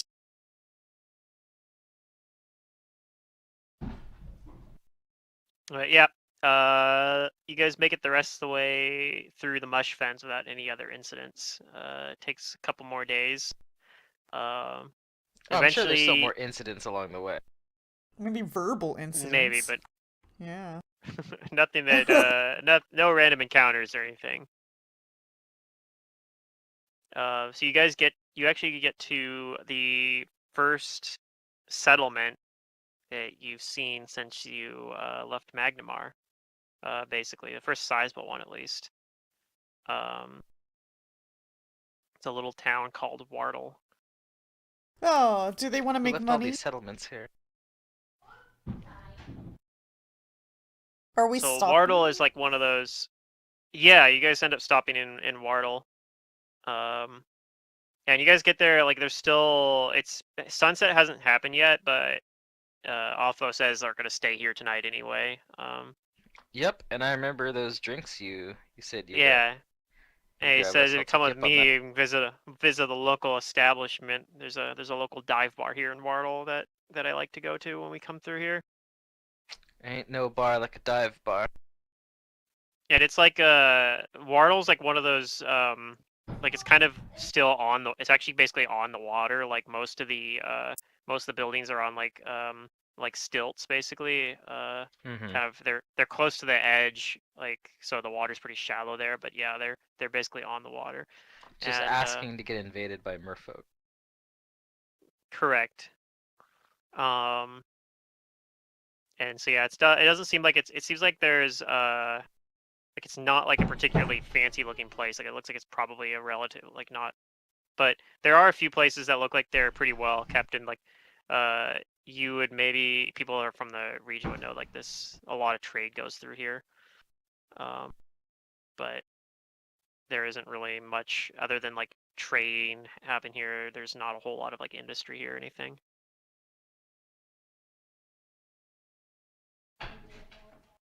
But yeah, he takes you into this kind of like dingy little dive bar basically. Mm. and I feel my kin and brethren around me. yeah, he buys y'all like whatever drinks you want. Yep. And as well gets you food as well, like probably better than Cool. like kind of the rations you guys have been eating on the boat, because there isn't really spot to like cook like fancy meals there on the boat. So you get kind of like, it's like not super fancy, but it's nicer food than you guys have had for like the past week. Mm-hmm.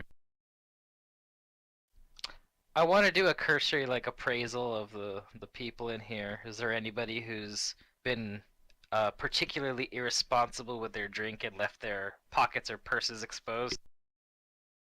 Oh no. Sure, go ahead and roll a perception check. Listen, you can take the girl that grew up as a thief out of the city, but you can't take her down because she's gonna run like hell.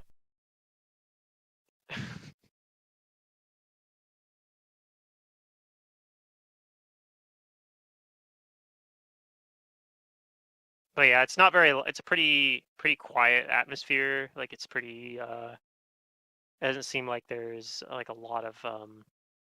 It doesn't seem like it's very busy either. Like there's not that many people in here. Oh, okay. You do Mostly think you looking see. around for. Oh yeah. You do think you see some people that you think would be easy marks, but you don't see anybody that looks like they're particularly wealthy. Okay, good. It's mostly to take the wealthy, careless people down a peg. If they look like they ain't got much, like or like they're skint broke, then there's no sense stealing from a poor man. Yeah, you think that That just reflects poorly on. you think that Othlo is probably the wealthiest person here. Okay, I'm not that kind of thief that bites the hand that feeds you. That's just stupid. What's the purchase value of this town? Is it pretty low? Yeah, it's like probably 250 gold pieces, maybe 1,000. It's pretty low. I'll give in to their economy and buy something. Everything they have. The town is only worth 250 gold. Yeah. Just like some gear or something. I'll figure it out, but just something pretty mundane. Did I tell you guys the story of one of my old DMs? His like trick against the players was to everyone would tip people in that town like a gold piece. And he was like, "You guys are giving him way too much. Like that's too much gold." They're like, "Oh, we have a bunch of it." So like the next time we came to that town, like months in game later, everything was hella expensive, and the economy had just tanked because we had single-handedly destroyed their economy by tipping people too much.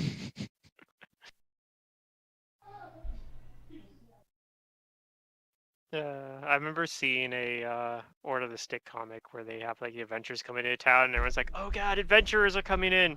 So they like go in and they cross out all the prices and raise everything up super high. And like, Yeah. there's like a guy sitting in a rocking chair. He's like, "Musings of old man, 4 gold pieces." Nice. Like they just like reshape the economy just because they're like, "We gotta take advantage of these adventurers that are coming through." Yeah.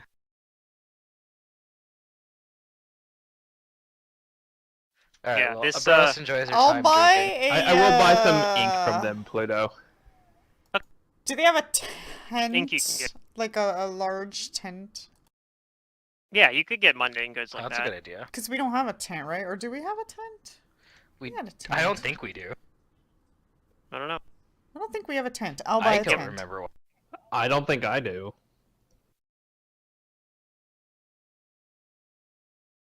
So yeah, this tavern's actually has a name too. It's the Lean-To. Oh, that video Uh, game group.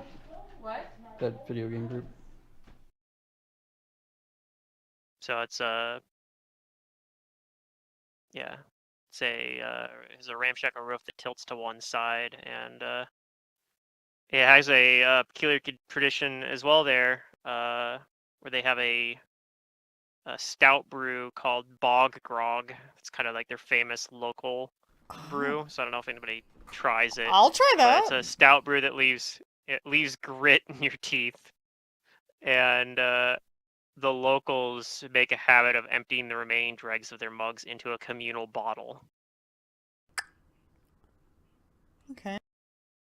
Try it. But, I'm not sure yeah. I like it, but I mean, it's a stout. It probably Yeah. tastes good if you like stouts, like I do. just I have this urge of brushing my teeth.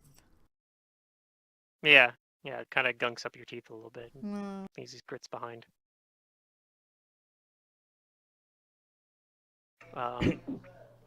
But yeah, Othlo says he's gonna be staying back on his boat, but says if you guys wanna like find somewhere else in town to stay at, just make sure you're back. You know, make sure you're back at sunrise. Oh, I'm gonna He's not paying for our stay rooms, I on assume. the. No, he's not staying for your rooms. We can't stay If on you the guys want boat. to stay, you can. You can Oh, stay on the I'm boat just if you gonna stay want. on the That's boat. what he's doing. Yeah. He's just saying if you guys want to stay in town, make sure you're back before sunrise. Okay, Dad. And then, but yeah, otherwise, yeah, like I said, you guys get here in the evening, but you do have a little bit of time, so you guys are able to go make some little mundane purchases and whatnot. So yeah, you guys do that, and Yeah. Okay, I come back with a Yeah. tent and then I shove it into my handy haversack. okay. Do you guys do anything else? Hmm. If I get a room in the town, it has to be better than the accommodations on the boat. So do I find an inn that has better rooms than the boat? Yeah, I mean they're not super high quality, but you find a place that's more spacious. All right. Then I'm gonna take a room for myself. While we're not on the boat, I guess I'll craft some alchemical products because I would hate to blow up his lovely boat. Okay. Just figure out what tab that is. There we go.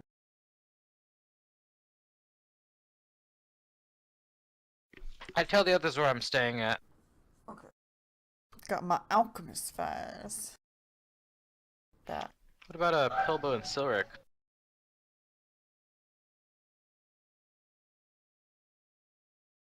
I'm just I don't hanging know, on what the about boat. them? Hanging out on the boat. All right. You staying on the boat? Yeah. No. Pillow's Okay. not though. Yeah. Pilbow's getting a room too then, like Is it, everyone else is. Are you getting away Yep. from the captain too, Pilbo? No, I just don't want to, be alone on the boat. It takes me long enough to put my armor on by myself.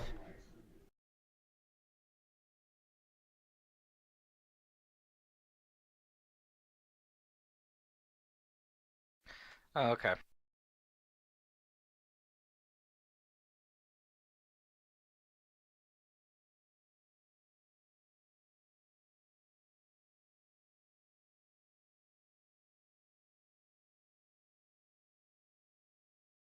All right.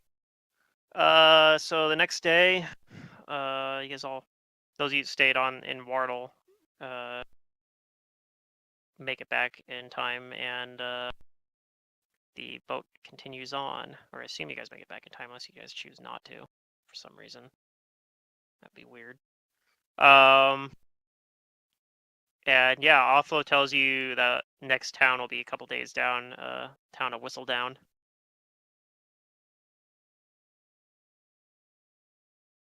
And Cool. yeah, still Mushfens. Wardle's basically still part of the Mushfens as well. But on the north side of the river, there's more like you can sometimes see parts of the forest that's there to the north. This Sanos forest here. But yeah, those 2 days basically go through without any incident.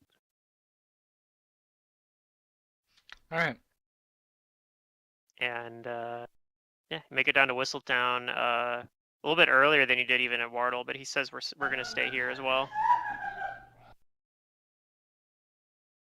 He says we're a little more than halfway there to Karamaga. All right. And yeah, he says this place is kind of eerie when you stay here. You'll notice it tonight. Don't let it unnerve you too much. Eerie.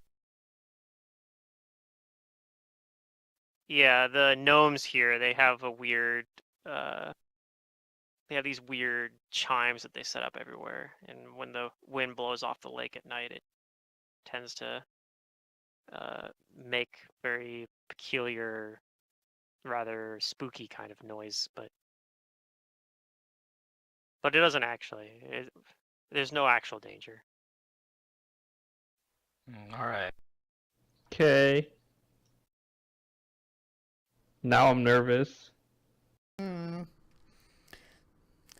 Seems fine to me. It's none of my business what gnomes go and like do to make sounds. Yeah, and Whenever, when you whenever guys I get hear there, the this word gnome in a sentence, I'm always like, okay, well, yeah, that this explains it. this town is like you can kind of see it's got this actually like really like idyllic looking like scenery. Like you can see the Fenwall Mountains in the background there, and it's got kind of it's definitely like compared to Wardle, it's much nicer. It's a very like wealthy kind of town. And yeah, he actually docks up and he says he's actually going to stay at the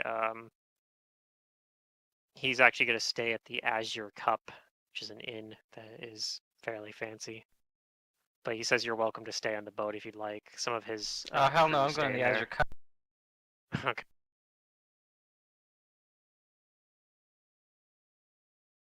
But yeah, it's pretty Going to the small, nice but it has kind of like almost has kind of like a tourist trap feel to it.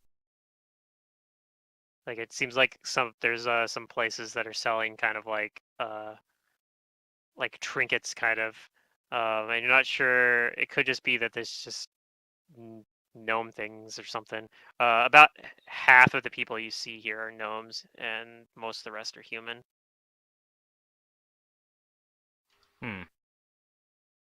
But yeah, as it starts getting close into the evening, you guys notice as well that the they have these wooden like wind chimes basically that are hanging on like all the different mostly white walled cottages.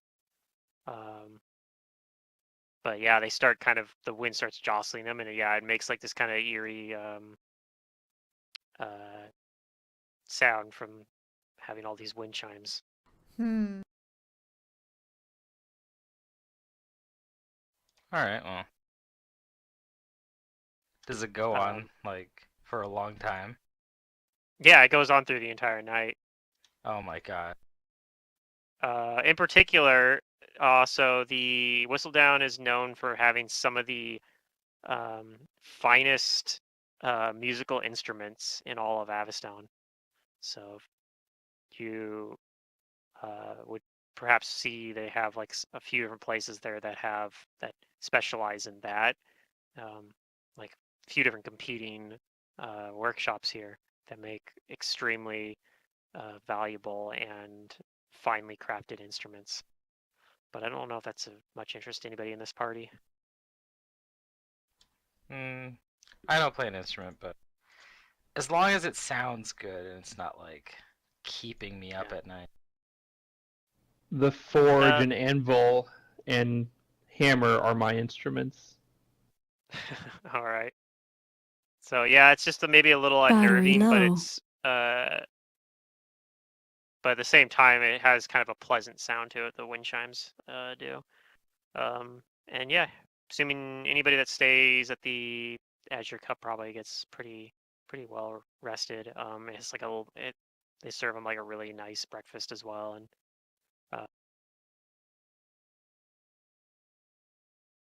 Powering off. Powering on. Mic on. Battery low.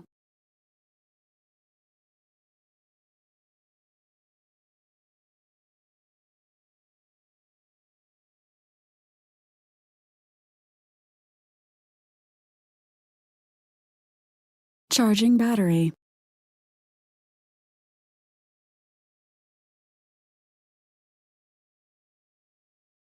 come back. Did your internet go down, or was it just that? Huh? Oh, I plugged my headphone charger in, and my computer was like, "Switch devices!" Oh, okay. And Yeah, I get you. yeah. All right, so you're making your way across Lancaster Tarantula.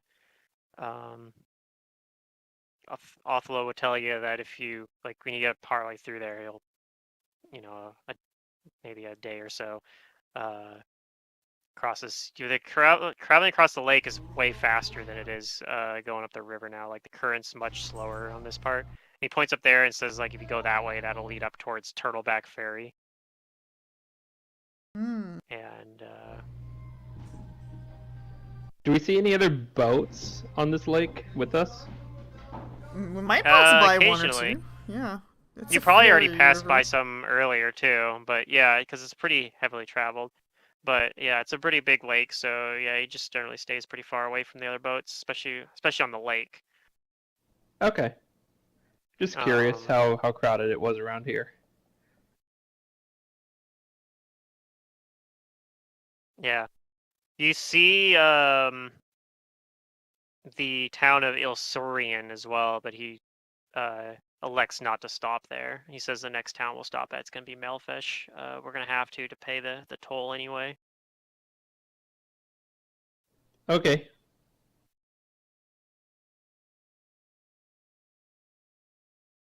Pluto, before we get into any more combat or anything, I just want to let you know what spells I added from things I paid for the ink. I added Dispel Magic, Fireball, Gloom Blind Bolts, and Mirror Image. Gloom. Okay. What? Bolts? Gloom Blind Bolts. It's basically a Scorching Ray that's a higher level that does negative energy damage and has a chance to blind for a round if they fail a reflex save. Is this from your level up or from the other books? That's from the spell books. That's a course? I've never heard that spell before. I'm fairly. Sounds I double checked and it was, but Okay. you guys What's can the tell name me of if it? I'm wrong. Oh, Gloom no. Blind Bolts. I've just never heard of it before. I'm just like puzzled.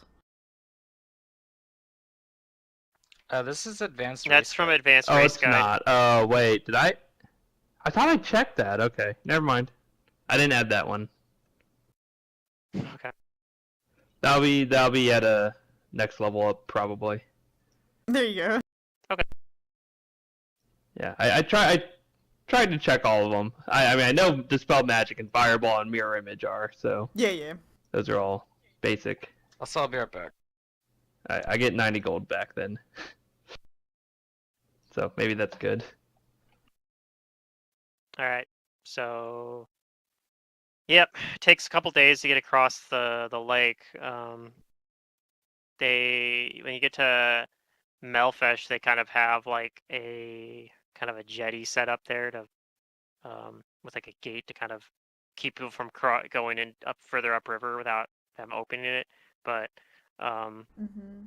Othlo stops and he pays it himself because he wants to get through to pay it for his trading goods anyway.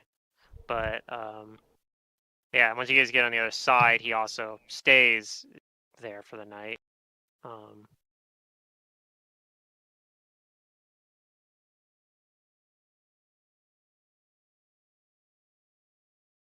So it has like the gate there also doubles as kind of a bridge to connect both the north and southern shores of Melfish. And a lot of the town is actually like kind of similar to Wardle. It's on like stilts, kind of on over over the top of the lake and the mouth of the river there.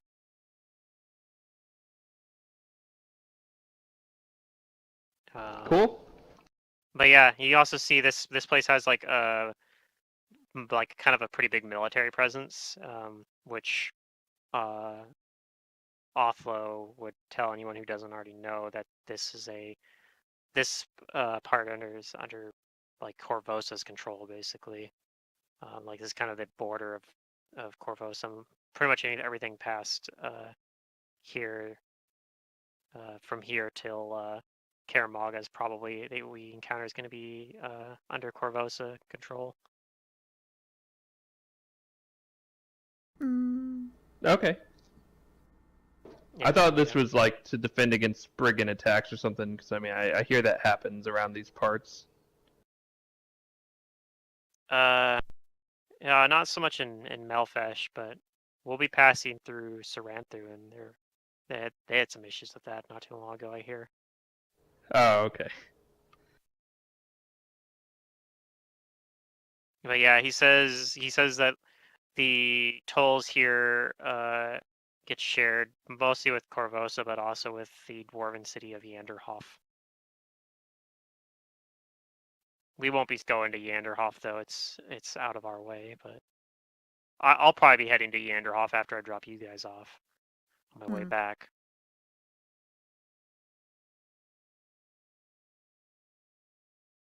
But yep. So you guys stay in Melfesh, and then he continues on. He stops at two more places along the way. The first one is Abken.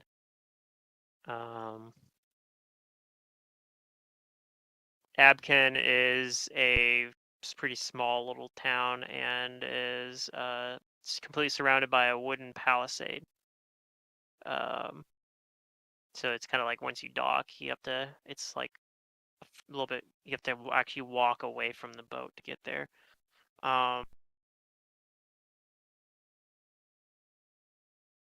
But yeah, he stops there, and pulls out like a little bit of like, basically he has his crew offload like a crate there, but he tells you he doesn't want to actually go up to the town itself.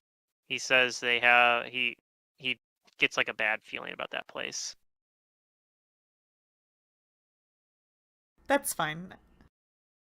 I've been staying on the boat the whole time. All right. Does anybody else want to go to Abken? Hold on. What's going on? Sorry, I just got back. Okay. We're on the boat at Abken, and he Yeah, said he's offloading it's some spooky. crates there, and he's not going to go up into Abken. It's basically up a hill from the river all the ways, and it has a palisade completely surrounding it. But he says those people there's something weird about there. So he's having trouble like taking stuff down onto this Oh place? no, He's just saying he doesn't want to go in the city, but Pluto's asking if we want to go and We're figure out. stopping. Does anybody ourselves else want why. to go there? We're If stopping. not, we can just move 'cause on. It's I'm another totally cool with night that. we're stopping, and he doesn't want to go to the city like he normally does. He normally goes to the towns. Yeah, he's and just gonna rests. stay on the boat. This time he's not, and he's recommending not going up there. He says it's yeah, he says the people there are a little off. There's something weird going on in there. yeah. So if you want to stay in the town, you can. Okay, so. But Hannah hasn't mean, been. She's been staying on Umbrella the boat. says, "All right, well, yeah. I mean, as long as we have supplies, I'm fine staying on the boat." What, are these people like really dodgy or something? Yeah, they're it's almost like they're a cult or something up there. They're very suspicious of outsiders. Oh shit! Is it like a conversion cult, or are they gonna convert you? Once you I don't arrive, know. you can't leave. When I went there, well, no. When I went there, it seemed like they wanted me to leave very badly, but they're doing shady shit. and I was happy to do what they said. Yeah, I don't know. I don't know what they're up to. but they pay good money for me to drop supplies off to them on the way up here, so that's about as much as I'm willing to interact with them. They might be shifty, but their money isn't, or at least it's not shifty enough that I won't take it.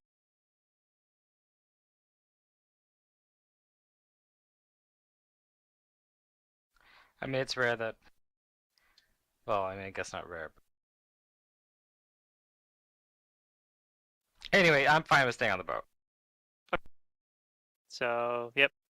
Despite his kind of worries, nothing happens while you guys are docked outside of Atkin, and continue on to Saranthu. Cool.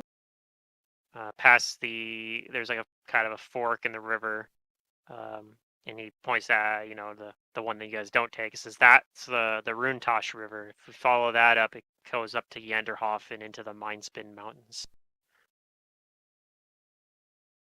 I would like to visit a great dwarf city one day. I've heard stories of Yanderhof from my kin growing up, from the elders and so forth.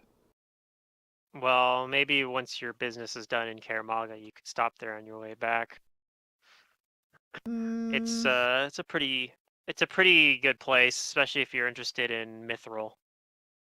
That probably won't be happening. Indeed, I am. But maybe when our adventure is done, you can go. I hear the mithril is a fine material to craft with, and I am by trade an weapon and armor smith. Yeah, you should go to Yanderhof someday then.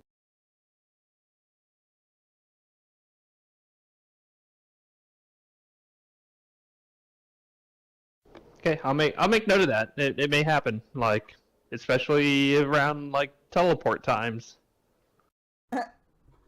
You gonna teleport? Maybe. All right. I don't know if it's actually on the Vegas list, but either way, I can cast it probably. Yeah.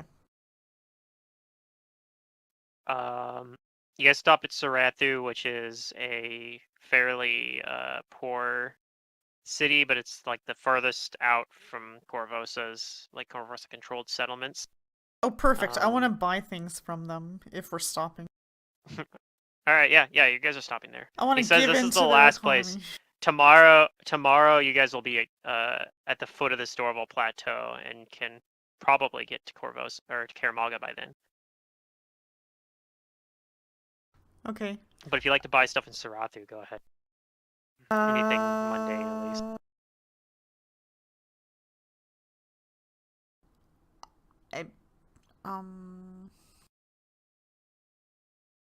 Yeah. I can cast teleport at level 13. Basic stuff. Like I'll stock up on rations. Okay. If they got like ink, I'll stock up on ink and yeah.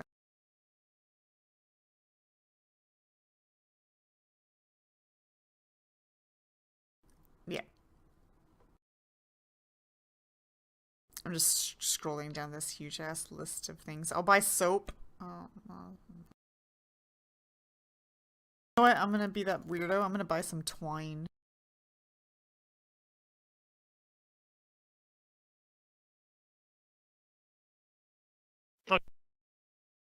Man, Hannah's just on a shopping spree. She's jump-starting local economies. Yes. All right. So yeah, nothing really happens in Sarathu really.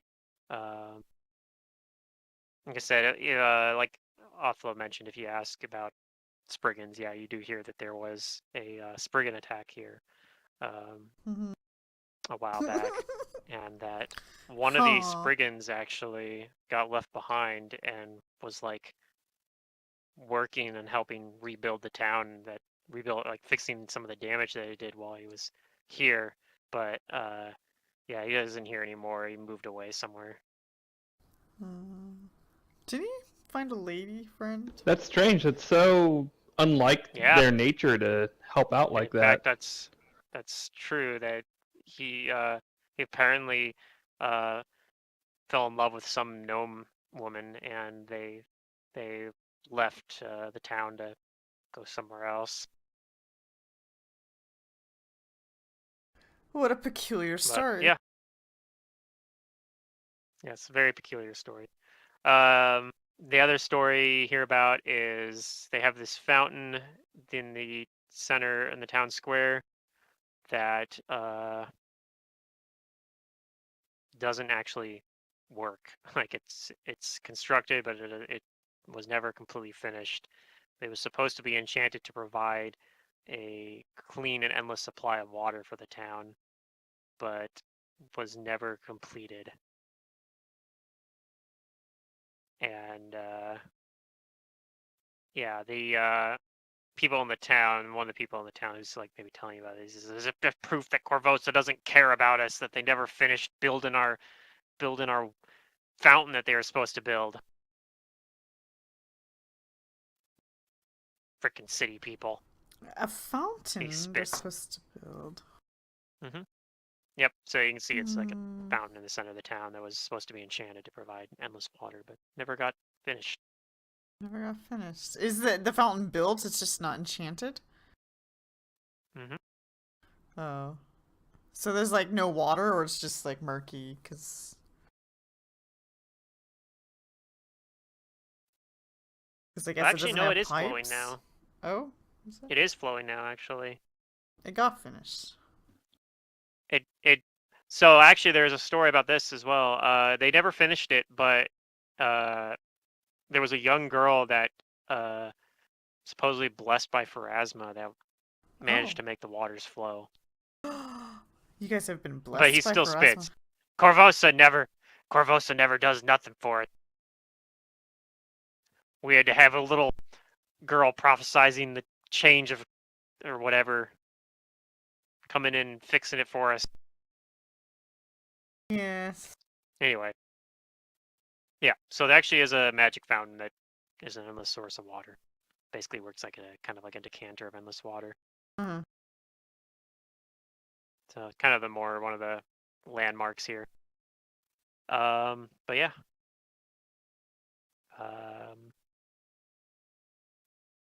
Next day though, when you guys leave here, you get up to the Storable Plateau, and you can see the kind of the carved into the cliffside. You see kind of this tall stronghold with kind of the skulls carved into it at the top of it. That water's pouring out of the Yondabakari. But the barge can't make it any further up, so it docks at like a kind of a like a pier basically, and yeah. Do you have a picture for us? Of Karamaga? Yeah, I don't think Swinky's seen it before. I don't know. Let me see. I might have one still. We're not quite there yet. No, you are there. Looking you're at it there, we from can see. afar, like We're this looking is a up, though, right? standout. Like yeah, Correct. that stands Oh my So this is God. what it looks Okay. like. This is what it looks like at the top of the plateau. So you guys are down below this, but yeah, it's kind of got this creepy look to it. There's like these skulls that the water's coming out of, and you can see that there's like this like ancient stronghold up at the top of it. Yep. So not yeah, your ordinary Offlo's city. like no, it's not. Offlo's unloading his stuff. And like he does not unload everything because he says some of this stuff he's gonna double back to Yanderhof after he drops you guys off. That's where like a lot of his cargo's going to. But yeah, he tells you he's like you have two ways you can get to Haramaga. You can either take the long way around to follow some winding paths that'll go up to the Storval Plateau, but that'll take you several days. However, if you take the half-light path, you should be able to get there today, if you're lucky. Maybe tomorrow if you're not lucky. He points you towards like a path that leads up towards the cliffside. He says there'll be a queue forming over there. Oh, For fun. if you're just going on foot, it won't cost you very much. Costs a lot more if you want to take a wagon through. No wagons here. I pat my handicapper sack. So wait, how far away is it? Like, say I wanted to fly there, how long would I have to fly to get up there? Mm, I don't know that off the top of my head, but More or less than 7 minutes. Probably more, it sounds like.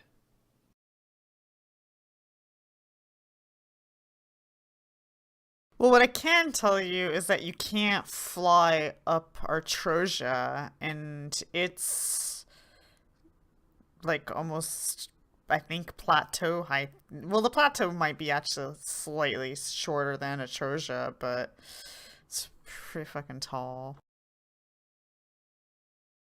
Actually, I don't even remember the plateaus. Either way, well, it's kind of a moot point because I'm not going to leave the party anyways. So I'll go with everyone else. Okay, Yeah, we'll just go together. cool. Then we don't need to know. okay. It's you probably wouldn't be too bad actually to fly up there. It's 400 feet. Um, Oh, that's nothing compared to Artrosia. yeah, it's like 400 feet up, and then the fortress itself is like 80 feet tall. Okay, so I would not be able to make it because that's more than the Oh wait, nope. max. Because up is Sorry, slow too. I was reading. I misinterpreted something. It's actually about 1,000 feet tall at this spot. It's 400 feet at some spots, but at Karamaga specifically, Okay. it's a little over 1,000. Okay, yeah. So you would need like a tens of minutes per level flight, like mass fly, to get up Probably, with yeah. flight or overland flight. Okay. So, yeah. So you guys continue towards the. You guys decide to go up there. So he gets there. He gets there like when you guys get there. It's like late morning. Yeah, we'll get in line to Okay. walk. Yeah. Actually, it's probably afternoon. So yeah, he tells you though that yeah, like if you get lucky, you guys will get to go today. But if the lines are too long, you might have to go tomorrow. So and you get up there, and yeah, it seems like there is a fair number of people waiting, but a lot of them are people with like wagons. There looks like a lot of merchants and whatnot. Um, I look around for the express line. Where's the express line? it doesn't seem like 12 it is, items or less. No. but you do see so.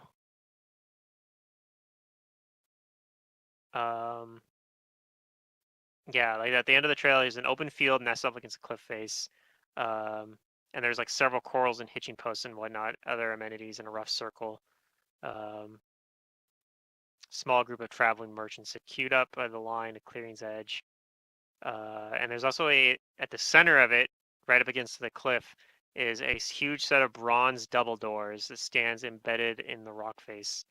The portal is embossed with strange ruins that nobody can read, and anytime you look at them, it has like a trick on your eyes where the edges of the gate like kind of twist and warp in a way that anytime you try to follow one edge, you somehow end up finding yourself somewhere on a different edge, basically, like on an inside one. Like they kind of spiral into each other in a really weird way. But yeah, Yeah, that hurts my head. a- I'm not gonna keep looking at that. so you guys go and get yourself a place in line. Yes.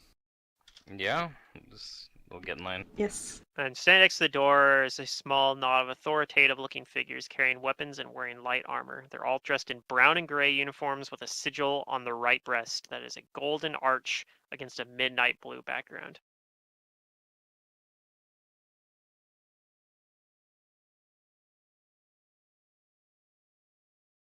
And they kind of, when you approach, you go in the knot in there. They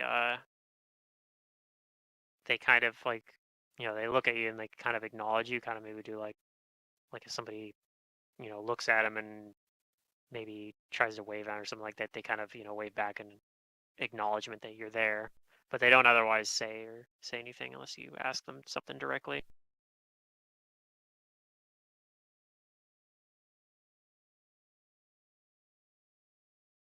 Yeah, Do you guys do all anything in right. particular? I'll go up and make small talk, and just ask them some basic information, like tell me more about this path to Karamaga and what's it like and how long will it take, things like that. Okay. You try to come bother one of these guys standing outside of it, and they seem like they don't really want to answer all your questions. So they kind I of brush say it you in a off. very like, like I'm a lady. What's the right way to phrase that? I don't know. What do you try to phrase? I'm trying to be The, charming Okay. or like flirty. Oh yeah, he's a Yeah, girl, so They say, "Listen, lady, when It's probably it's not time for you to go great at- through, whoever your guide will explain it all to you. Okay." All right, I'll just be waiting over here then, all lonely. And while you're doing that, it looks like two of the merchants start shoving each other, and he sighs and goes, "I gotta go break up this fight." And he goes over to like break up the merchants that are pushing each other. Oh, okay, fine. I'll keep an eye on the merchant fight because I'm curious. Is there anything that spills out from the merchant's pockets or like wares and stuff? Hannah looks over no. at Jace and says, like, are you trying to get laid or something? Like, what's with the sex appeal?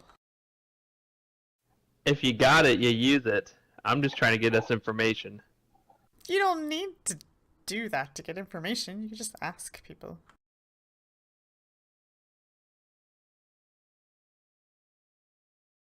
Trying I'm see used the to using my merchants, looks right? to get what I want.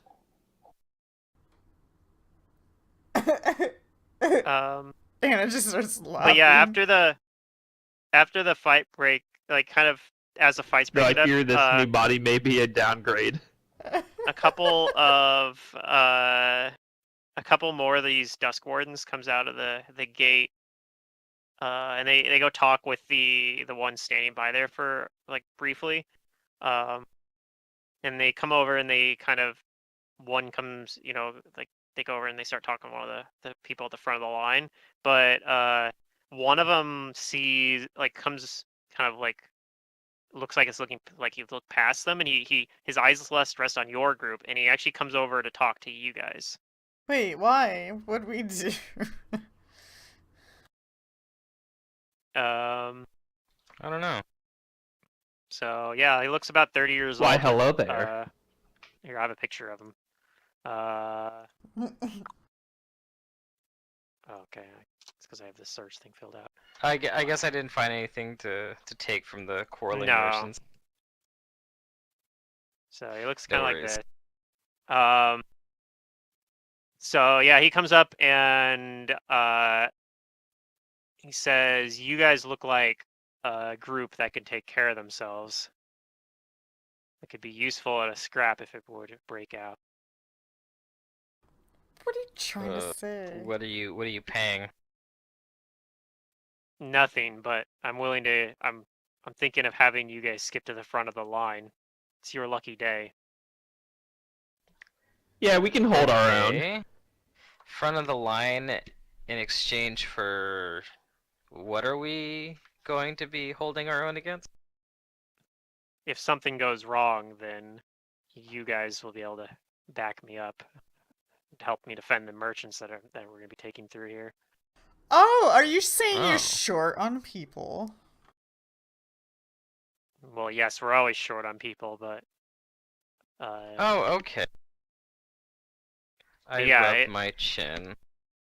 anytime we see people that look like they're capable of defending themselves in a fight, they usually tend to get especially when there aren't very many of them, we tend to try to get them through along with some of the merchants. Ah, sure. Yes, we're capable. You're right. Good eye. Good eye. All right, come with me then. And he motions for you to follow him. All One of right. the merchants says, "Hey, how come they get a cut in line?" And he just ignores him. Yeah, ignore them too. Alright. And yeah, so he once you guys get up near the front, you have there, and then you have like a single wagon with kind of a fat guy and his two teenage sons. Mm-hmm. And he goes around to like uh goes around everyone, and he's handing you as he does, he hands you this little like charm that's on a necklace. Mm-hmm. And yeah, there's him, and then there's a dwarf with like a red beard as well, who's also wearing the same uniform. Looks like that. Um, I'm gonna put mage yeah, armor and on Silric and myself. I remember this guy. and he hands you this little charm. He says this is a half light charm. It'll provide some light, and also if you use it, we'll be able to find you. It lets us uh, locate you. It has like a divination effect that's tied to the Dusk Wardens. Alright. Well, isn't When we that get just divine? Yes, when we get to Karamaga, I'll have you. You'll have to return them to us. But Alright. now, when we're going through the half-light path, there are a few ground rules I need you to follow. The first is that I need you to stick close to me. Uh, my and my partner here, Vodic, will be following us behind. He'll be keeping watch in the rear. The next rule is I don't need you. I want you to avoid talking as much as possible. And if I give you a signal, and he holds kind of a finger up to his lips, then you need to not talk at all. It's very important that you follow this, and breaking either of these rules could put us all in danger. Easy. And the fat merchant looks like he wants to protest, but he says, like, it should be safe, but things happen all the time. Something we don't want to draw any unnecessary attention to ourselves and tempt any fate.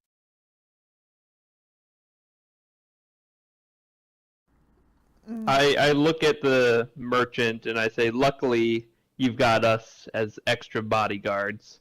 Count yourself lucky. Okay. That seems to shut him up enough that he doesn't protest any further. Hannah's like, true, true. His two sons look kind of bored. One picks his nose and flicks a booger off it. At least they're not Uh, rambunctious. Yeah, they seem the opposite of rambunctious. Good, good. How old are the sons? Are they like teenager age or? Yeah, they're teenagers. Okay. I tell them that they should pay attention because this is a unique experience to get to go through the tunnels into into Karamaga. Whatever, man. Yeah, and then the other one talks to his brother and says, "God, she's so dull. Oh, She's so jeez. boring." Yeah. So the guy who hands you the half-light charms also says, I'll be your guide today. My name's Aberlapati. Okay. Do you have any questions before we go through the gate, or any concerns that you would like to bring up before we continue on? If something does happen, if we get lost or separated, what should we do? He says if you just tightly grip the half-light charm that I just gave you, it'll tell me and Vodic where you are, and we'll be able to find you. It'll tell any other Okay. dusk wardens in the area where you are as well. Good to know.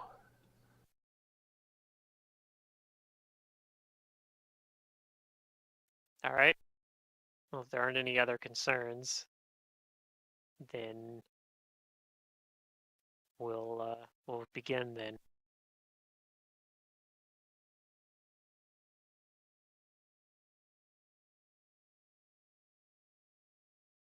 And yeah, so you guys go through there. He has you guys kind of come to the front with him, and Vodic hangs out behind the wagon where the merchant and his two sons are kind of like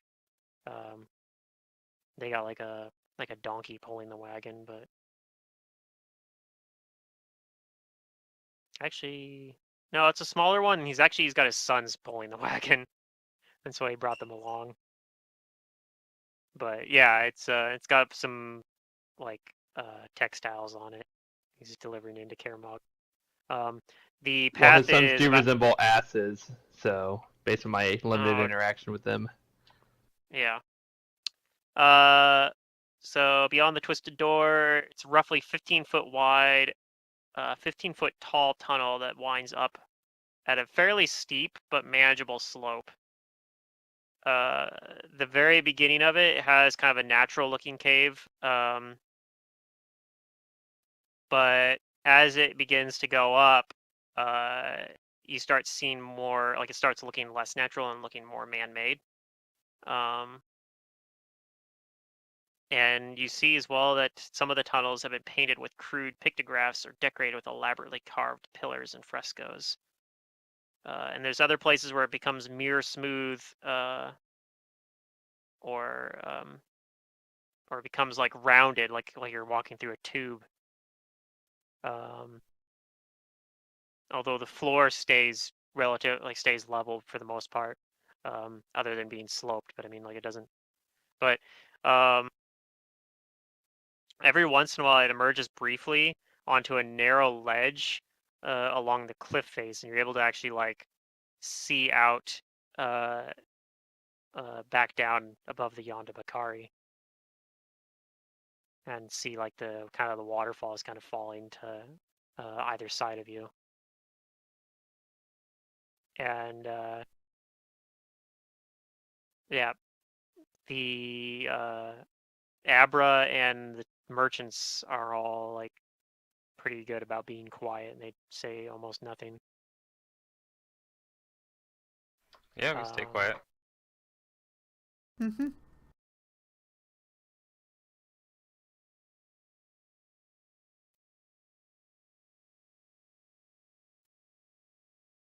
And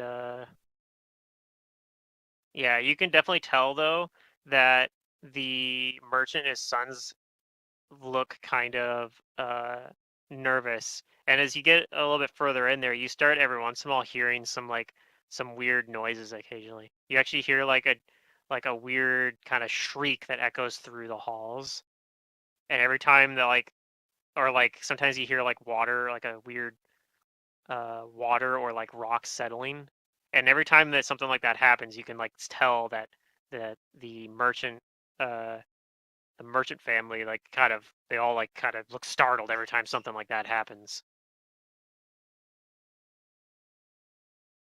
At one Okay. point, even one of them actually like kind of blurts out like "Wah!" And Abra like shoots a sharp glance back at him, and then he Can kind I take advantage of their startledness to find something loose from their wares? Oh my god. sure, go ahead and roll a sleight of hand. Sweet. I want to know if I'm aware of you trying to do this.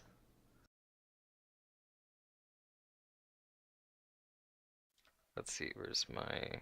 Do I have a reroll for this? Or like a double roll?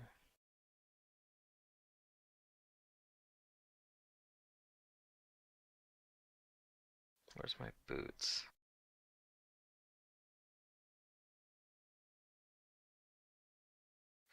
Okay, it's just... Alright, it's just a straight roll. Alright, time to put my money where my mouth is. Sleight of hand, go. Hey, look at that.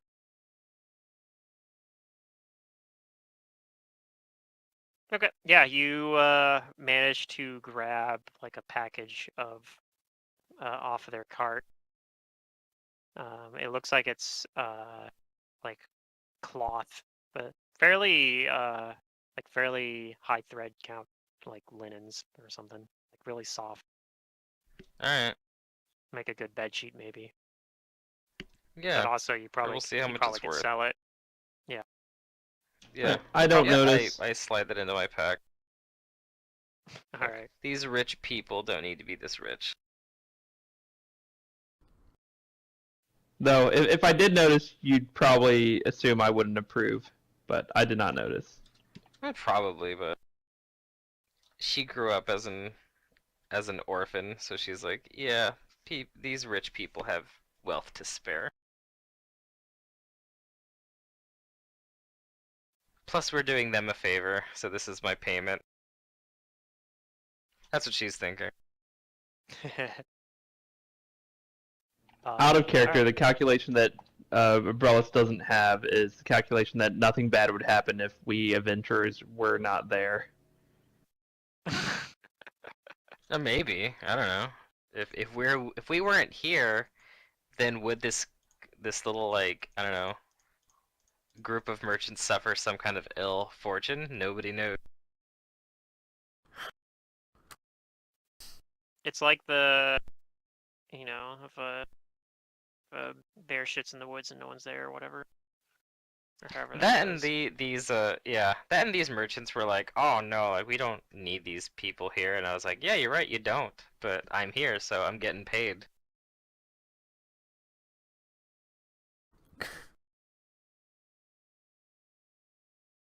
Okay. Yeah, Alright, I'm not I'm paying happy. attention to that. She's satisfied. No one Alright. notices. No one will notice a thing.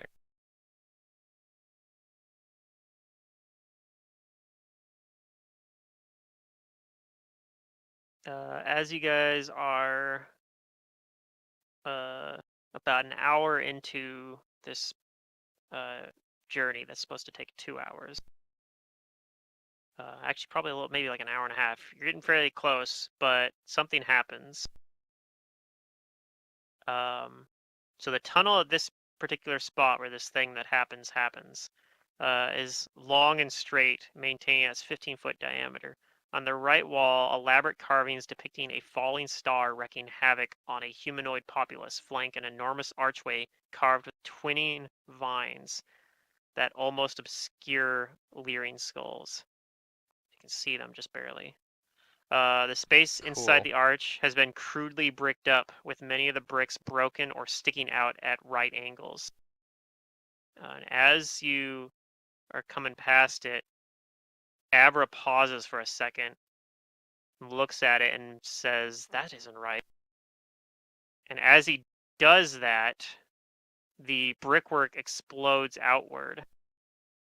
I'm going to play you guys to an amazing MS Paint Oh map. boy. Sweet. I'm going to Oh. clear the combat tracker. Ooh. Go ahead and put yourself where you think you would be in terms of marching order. I kind of just threw you guys on at random. Somewhere in the middle. Oh.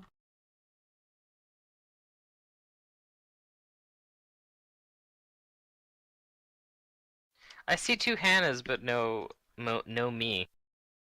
Oh, that's funny. I probably just grabbed. There you go. You guys would also probably be at full health because Yeah. all that damage you took was like a week ago. Oh yeah. No, I've been hurting myself daily. Like, Hannah messed cuts up. herself. Uh-oh. Why would you do that? Emo. No, my health is fine. Let's see here. You should... That sounds like a fun character to play, though. Like a masochist. Not sure anybody wants to like be around you, but I guess we have to deal with it because you're special or something. I don't know. I wouldn't want to be around somebody who cut himself. Henrik cut Well, not himself a necessarily cut, lot, but it was like cool things came of it. He was like, I have a diamond. I have a, whatever. Yeah. Blood money. Yeah, I was actually thinking about taking that spell It's a good on spell, someone, but you are cutting but yourself, so. strength damage is not fun. I was thinking about it on for your game for my Oracle, taking that as my wizard spell from being a dragon. Oh, yeah, sure. No? But because then I can I can hurt myself to get diamond dust for restoration and stuff. But yeah, But what don't if think I'm you gonna do it. find It a seems diamond mine?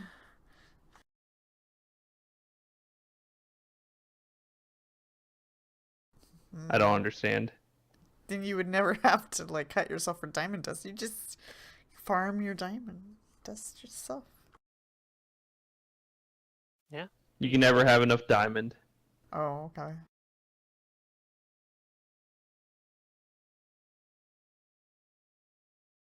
Where I only see initiatives. People rolling initiatives. Is that? Yeah, I need initiative from everyone, by the way. Is that a thing? Oh, right, yeah. I don't know if I actually said it. I didn't hear someone say it, even though it was obvious. I didn't do it.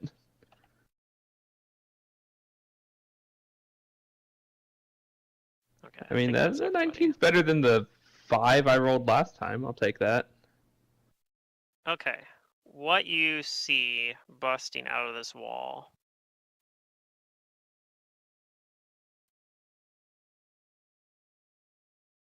Kool-Aid Man. Looks like yeah. a woman with snake for hair. Seems pretty obvious what is going on no. Wait. What? I mean, obviously I know out of character. here. There does seem something off about her, though.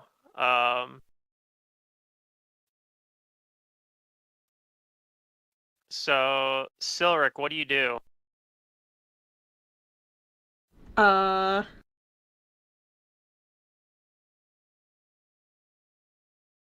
I'm gonna delay for now and just ready my fists. Okay. You're delaying for now? Abrellis. Alright, I can see this thing, right? Mm-hmm. Do you want to see it, though? That's a good question. I don't know what it is until I've looked at it, so I guess so. I need you to roll me a fortitude save. Okay.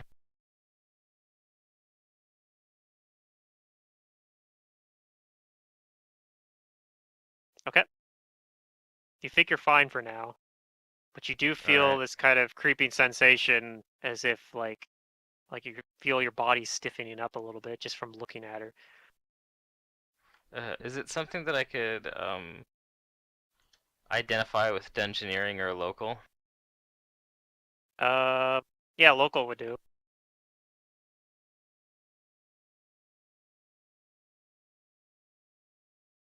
Okay, you think this is a Medusa that has a petrifying gaze. Oh shit. You also think that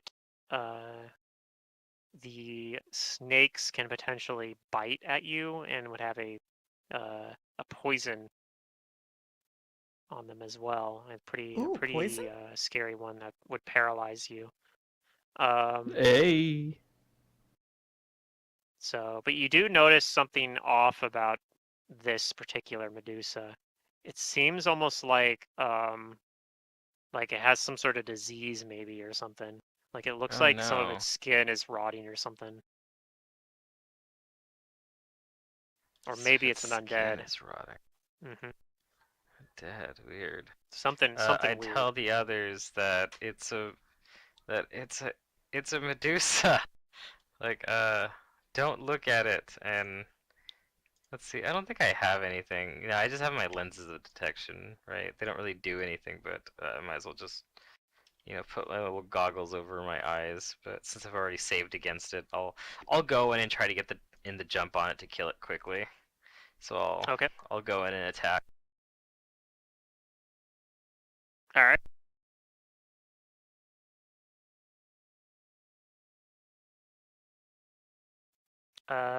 That'll hit. Sweet.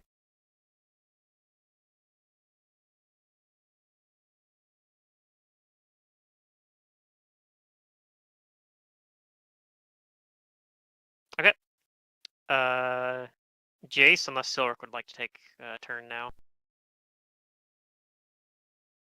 I'll keep waiting. So Jace, what do you do? Okay, so I heard it's a Medusa, so I'm not sure because I don't want to look at it. But I have to look at it to attack it, I feel. Or I close my eyes and just aim at the spot. You Boy, can this close is your gonna be eyes, you hard. can avert your gaze, just try to not make eye contact. Oh, and sorry, I Um, was gonna reduce its AC by 2 as my Okay. hindering thing. Noted. I am going to attack it, and instead of using like an acid splash or something, I'm going to make a Okay. cast at the end of my First- full round action. First And thing I want to though, avert are- my gaze. Okay. So roll a 50% high, or roll a percentage die high is good for you.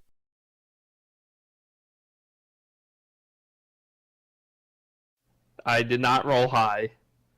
You, despite your efforts, end up making contact with her gaze. Dang it. Roll a fortitude save. You're Oh. fine. Okay, do I attack as normal, or is there like a penalty to trying to avert my gaze? I think you're fine. She does have cover right now, though. Yep. Okay, so you will apply that as an AC bonus to her, right? Yeah, let me just double check averting gaze. And Averting eyes. Yeah, you don't. There's no concealment or anything, though. So you're good on that. okay, so I'm just going to do a full round attack, but cast at the end of the thing, and I'm going to cast True Strike for next round. So, and there's no haste, no enhancements or anything, just really good rolls. So despite the cover, those all hit. Wow. 16, 14, 14, I'll take that.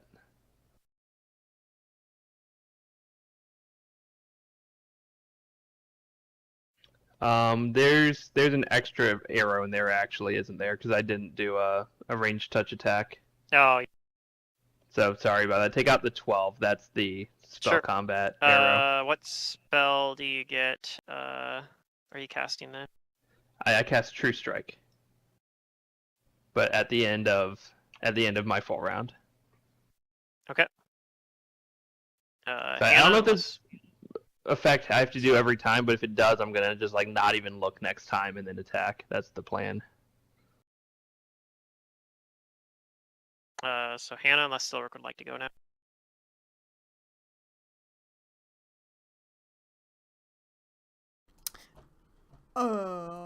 This thing's out of the wall? It's standing. So this was a doorway basically that was bricked up, and the bricks, they just knocked the bricks over. Basically, Kool-Aid manded through the wall right here. So there's a hole in the wall right at this spot where that Borellus is standing at. However, if you wanted to move Yeah. up here, you could attack. There'll just be some partial cover. Could I attempt to trip it? You could. Good. That sounds like a good idea. You can even trip it as part of a full round attack. Yeah, she 5 with steps and Yeah, I don't think your button will be configured to really do that. I guess what we could do then is you could roll the CMB and then roll the attack, and we'll just ignore the first attack. Yeah. Also, okay. is Silric looking at it? That's the important question. Are you looking at this thing? Are you Mm. Try trying to not avert to. your gaze? Mm. Okay. Alright, So- yep, averting gaze. Roll a percentage dice. High is good for you.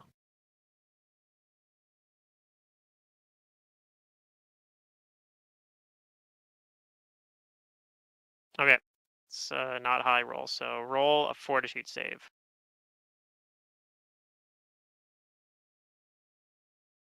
Okay, you're fine. Alright. Go ahead and... I guess if you want to true the trip on your first attack, go ahead and start with that CMB roll. Another one. That's incredible, actually. Well, at least Well, it's a full round attack, right?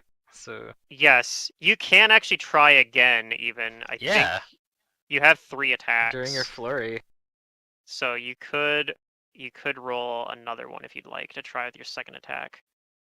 Sure, why not? Yeah, you can roll another one. I get it. Alright. Ooh, yeah. So that is just enough to do it.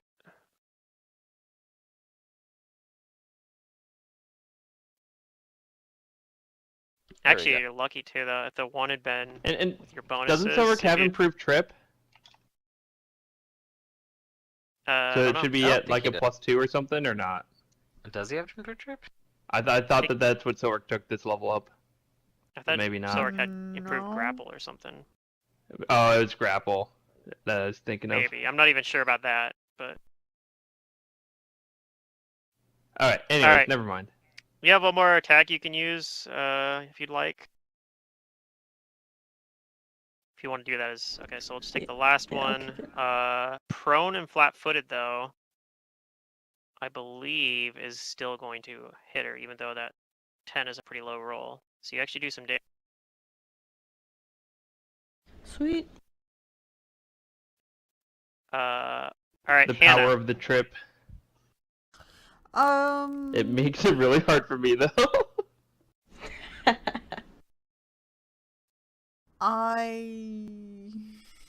Somebody said something's wrong with her, like something's not right with her.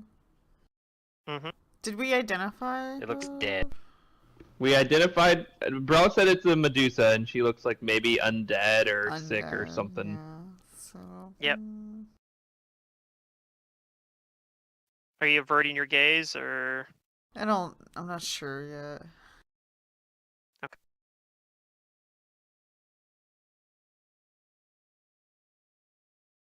Oh, I have Disrupt Undead prepared still. Okay, I think then what I am going to do is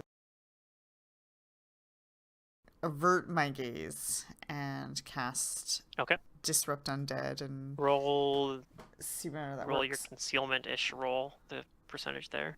Yeah, I'm gonna versus the move gaze. also over here. We'll see about that. Oh, you're low roll, so go ahead and roll a fortitude save.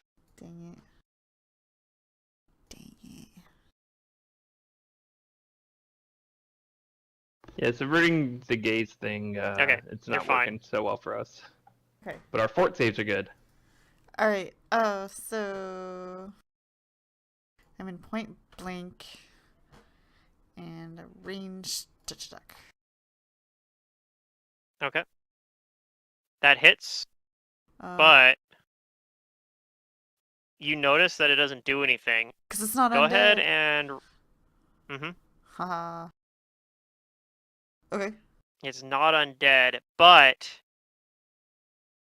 go ahead and roll a knowledge nature check Nature, yes, I have that. Okay. or a heal check would also work, whichever you're better at. Okay, you are fairly confident that this Medusa has signs that she should be dead, but she's still moving around like she's not, and she's not undead. So something weird's going on here. Okay. Then I'll tell everybody she's not undead. Something's really wrong. On her turn, she is going to attempt to use a spell-like ability defensively. I guess I'm averting my gaze, so I can't really spellcraft. You can see the magical emanation. Oh, okay. So go Yeah, ahead. I and roll mean, your spellcraft. we both tried to avert our gazes and it didn't work. So, yeah. That's true. I'm like plainly looking at her and just like, "Durr."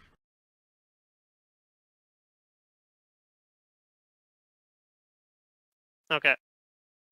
You can tell that she's attempting to cast invisibility. Oh. I'll tell her, but she's trying to go invisible. Okay. She casting defensively, I assume then? Yeah. So I'm just trying Okay. to figure out what the bonus to her. Or, yeah, I was gonna say, or Constitution it's a thing that. is. Ooh, she fails it. She fails to get the spell off. Yes! Thank God. I didn't want to have to deal with that. She's going to attempt to stand up, which is going to provoke from Abrellis and Silric. Alright, stabbity stab.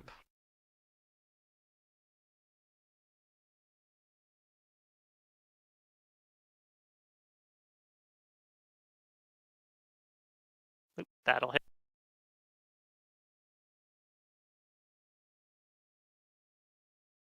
What about you, Silric? You want to take an attack here? Free attack? Alright, that'll hit as well. And that actually downs her. But as soon as you down her, this little thing Aha, I knew Oh. crawls out from, and it looks like it's dazed at the moment. it. Yeah, her brain crawled out. Yep. Pilbow, you don't have to worry about the Medusa anymore. It's dead. Well, it was already dead, but now it's even more dead. Now it's re-dead. But there is a weird walking brain. What would you like to do?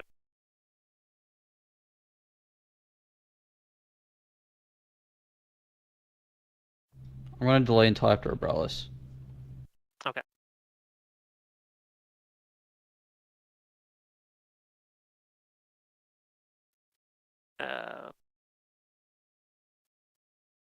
Abra's turn.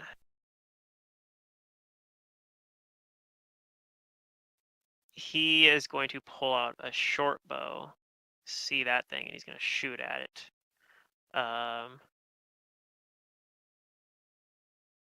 But even though his arrow hits, the arrow doesn't do anything.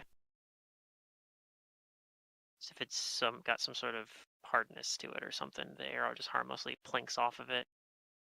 And though it looks like a squishy brain, it is not, in fact, squishy at all. Round 2, Abrellis.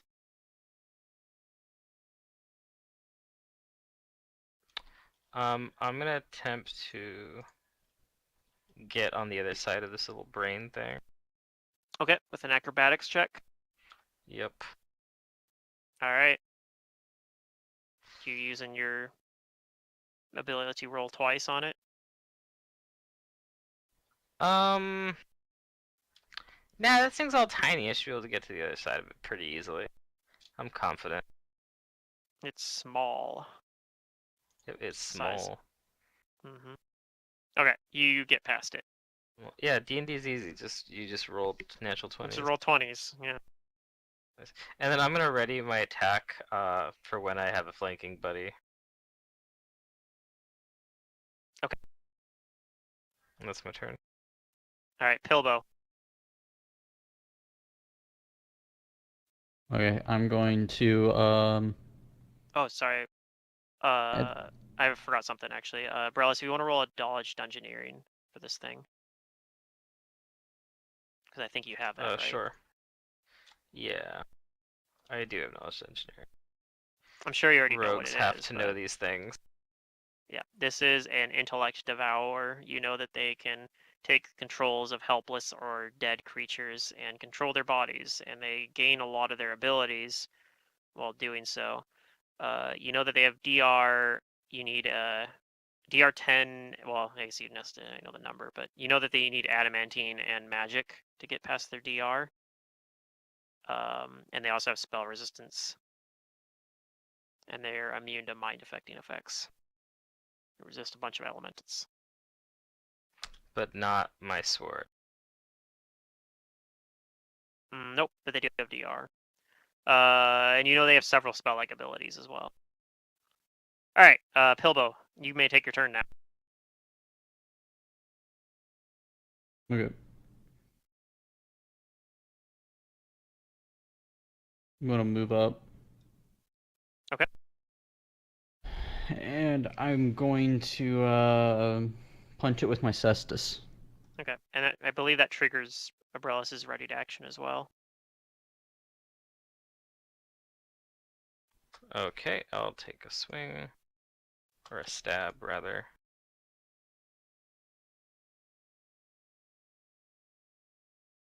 That including your flank bonus. Oh, that is not with the flank. I guess it's a 30. My numbers So have it's 30. suddenly gotten much higher.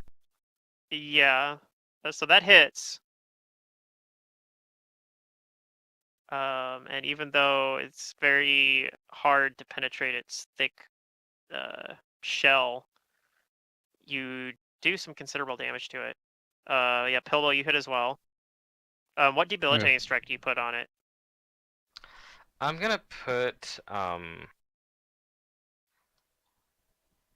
gonna keep it from, I guess, trying to move. Okay. I'll hinder it. Its movement. I just want to make sure this thing doesn't get away. Sure. Alright, and then Pilbo, your damage does not affect it. As it's got too much DR.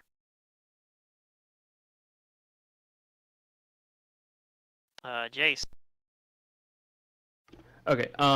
Did we hear what kind of DR it is? Yeah, you need adamantine and magic. Adamantine and magic. Wow. Okay. Yep, good luck. Well, I have that true strike from last turn, so I'm going to 5-foot step over here, and then I'm going to full round it, and for my first attack, I'm going to use the snowball spell. Okay. And which is SR no, which is great. Yeah. So first attack is going to come in at a +20, otherwise everything else is normal. Sure. And this does have, yep, the extra attack. So first Okay, one is that a first- 39, the other one's, yeah. The other one's miss, but the 39 hits. Okay. Some So- small amount of that damage goes through from the arrow. But I get to roll my snowball, which, and point blank applies to that? Is that right? I think The so. ranged attack spell? So, pretty good rolls. Yep. 23 cold damage. Unfortunately, most of it doesn't look like it affects it, but a little bit does. I didn't, Looks like yeah, it resists cold. I missed the part if you told us what its resists were. I didn't tell you what its resist was, just that it has several elemental Okay. resistances. Yeah, okay. I should have rolled a knowledge first to see if I knew for sure. I ruled that Abrellis didn't know for sure what it resisted. With that knowledge. I just figured nothing resists cold. Everything resists fire, right? Sure. Silric. Right. Dang. There's not much I can do, so I'll just. Yeah, I stay for know now. the geography's kind of weird. Hannah.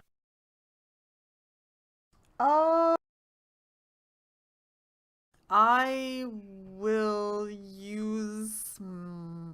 That's a little freaky.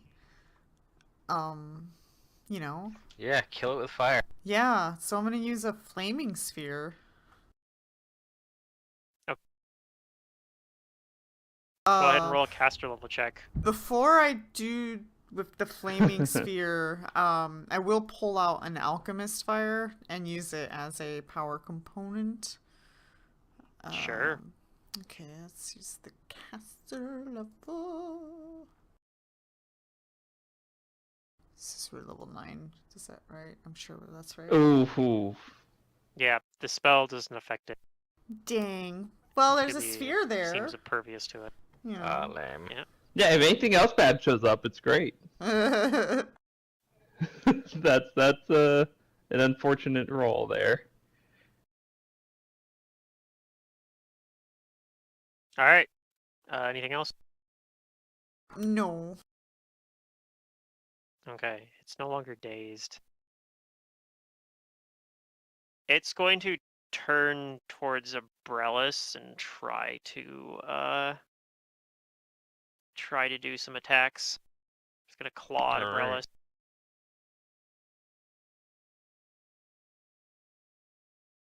Oh man, this thing's strong. 4 claws.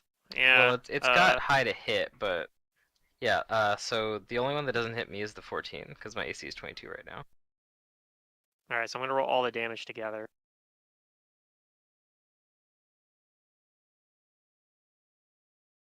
Take 12 whole damages. Yeah, it doesn't have a ton of Okay. damage. Okay, I see.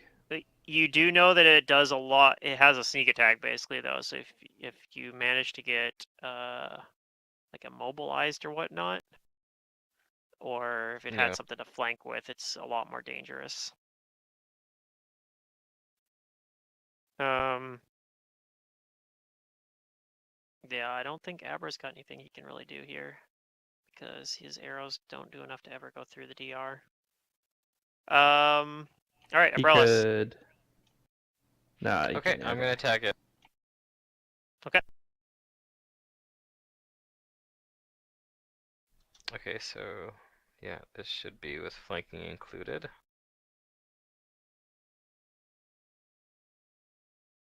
He could try and intimidate it. Why is my number so high? You're rolling good, I think. Oh, okay, you know what? Hmm. I think I found it. I Is it had bonus fire flanking supposed to in be? it from the last one, and so Ah, I added another 2 this time, so it is 13 when I'm flanking. so it should be 26 then. Yeah. Okay, well that still hits. And you do a lot of damage. Just the one attack for you, right? Yep, just one attack.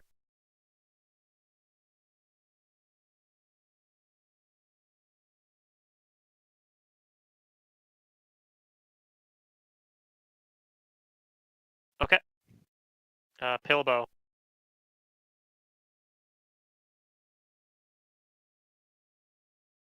I don't have Punching visions of diagonals. madness. Okay. It's probably a good idea. I literally cannot do damage to it. Yeah. But putting Vision of Madness and then maybe letting someone else go and... Oh, no, you miss. Alright. Anything else?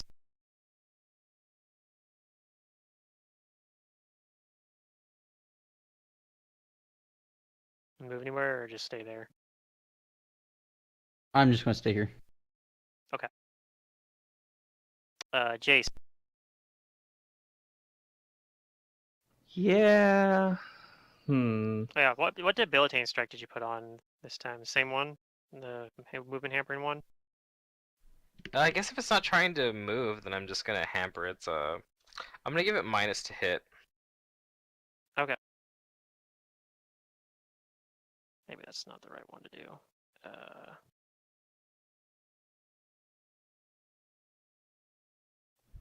I don't know. Yeah, that's it.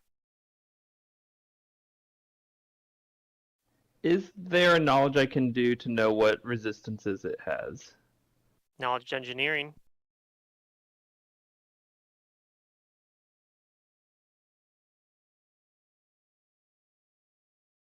You think it resists cold, electricity, and sonic.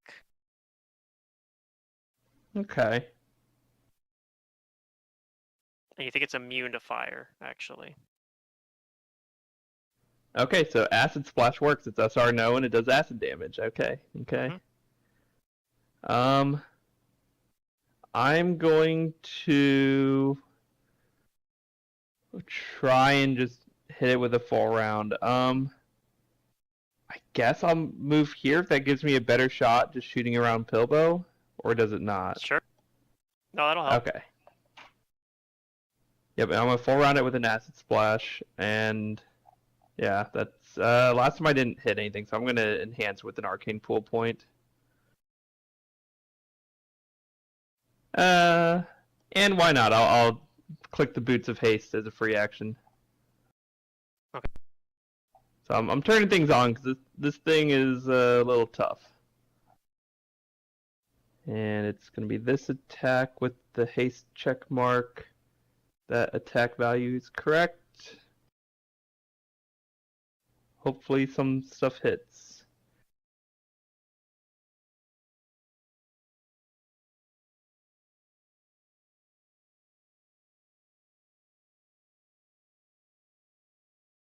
The 29 hits.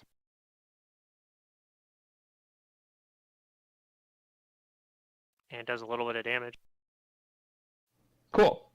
I just realized I think the damage should be 1 higher because I have a 4 dex mod and it's only applying a 3 from my adaptive. What? Dex doesn't give you damage. Oh, it's strength. I'm dumb. Okay, never mind. It is right.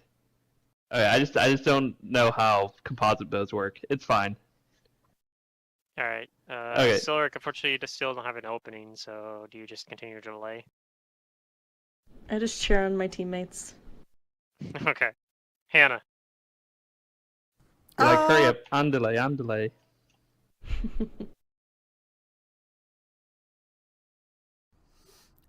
I'm going to use an arcane reservoir point to boost my caster level by 2. And I'm going to Okay. cast magic missiles. Magic missiles. Okay. Go ahead and roll that SR check. You do get the +2 to it, so from boosting the caster level as well. I clicked in a field to edit it, and now it's just like, You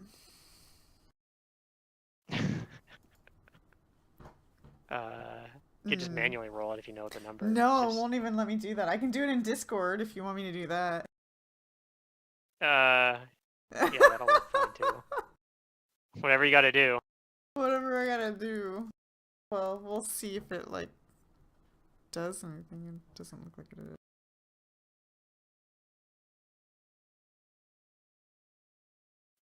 Yeah, maybe roll it in Discord and then refresh roll 20. I didn't roll because I did a capital D, didn't Yeah, I'm surprised that it actually matters. I guess I can just copy paste that into. Oh, there it goes. Okay, I did it that time. Okay, that's good enough. Go ahead as well and roll your d4s of for magic I missiles. think it's 3 now, You right? get 5. Wait, right? 5? We're level 9. We're level. You're level Level 7, 7. but you boosted it by 2, 7. so you're casting Yeah, at I a was gonna caster say, I'm level like, 9. pretty sure we're Oh, 7. then it's 20. Then I rolled a 20, not a... Yeah. Okay. Does the 20 still pass? Yeah, okay, In that case, no, it doesn't. Oh Right, no, wow, it's really? It doesn't? SR20? Jesus shoot, Christ. Well, it's more than It's 20. SR higher more- than 20, yeah. Oh my god, that's gonna be stronger than my Oracle and Secrets game. Yeah, it's got really high. Hannah's It's very like, difficult what to kill. the So hell? this is basically it's very resistant to casters, but you have to kill it in melee. And I'm gonna move the sphere. I'm gonna It's bounce resistant it to that too, DR though. over Umbrellas and behind her for any kind of protection. Cause what's adamantine? Isn't it like +5 to overcome adamantine? +4. Yeah, plus. Oh, I'm at a +4, so I would have overcome it last round. Oh, Because I did the yeah. arcane pull enhancement. Okay, So. so it took a little more damage. So sorry about that. Yeah, the first time I definitely didn't because I didn't do the arcane pool point, but last round it did. So I think 10 more damage. Thanks. Sorry. I was thinking adamantine was 5. All right. On its turn, it's going to attempt to cast a spell defensively. Damn it. Identify. Yes, I wasted a 20. It turns invisible. Oh, it passed its caster level check that time, I guess. Mhm. Damn.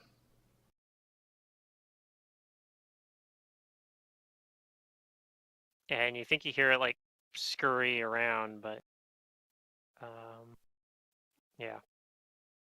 Can we tell like a general direction? Like, did it come out into the main hallway, or did it go further back into the little hallway?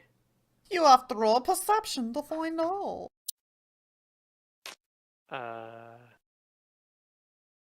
Yeah, Abra says he doesn't know where it went. Abrellis. Okay, I'm gonna try and see if I can like tell where it is, if it's still close by. It's gotta be moving, right? Mm-hmm. I can't imagine a brain can go Come that on, fast. elf senses. Okay. You think that it tried to move like past you, Mhm. but that it like you just happened to have moved in such a way that you blocked it. So do you think it's still there? All right.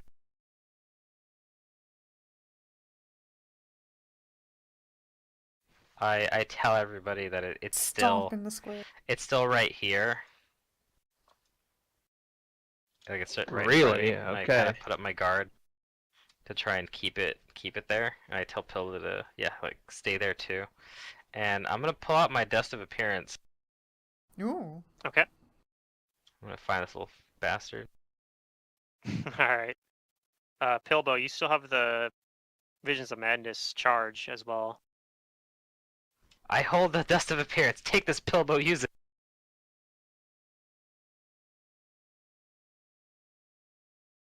Okay.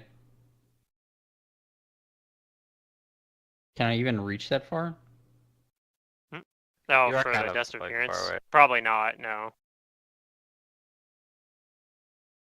You could try to deliver the Visions of Madness to the invisible. Just step on the Intellect brain Devour. and... But Silric could come and take it from me. Maybe, yeah. Alright. Yeah, I'm just gonna try and do it to the invisible square.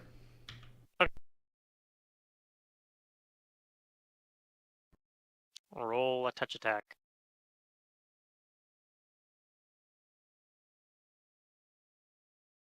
Alright, roll a percentage for concealment. High roll is good. Ah, you missed. Dang, concealment rolls have Low been roll terrible bad. for you guys tonight. Uh... Jace. Well, Pilbo can move somewhere, I guess, but...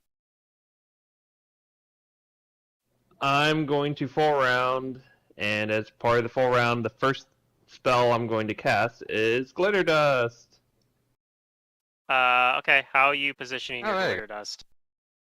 Well, I was told by Abrellis that it's in the same spot, so I'm gonna just Yep, just put it put right it here. right in. Put it right oh wait, there. but how big is it? It 10 doesn't foot matter how radius. big it is, just do it. Just do it. 10-foot radius. Yep.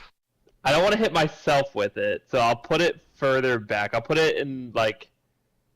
I'll be smart about it, and put it like in this back So it corner. only hits so Abrellis? it only hits Abrellis and the thing if I think it's there. Okay. So I need Abrellis to roll a will save. Alright, come on, dice. This is a DC 16. Nope. Regardless, not this beat is the going to DC get 16. revealed. Alright, so you're But we got blinded. it revealed. But everybody else will be able to see it, and it needs to make a will save as well. It makes it save, so it's not blind. succeeds.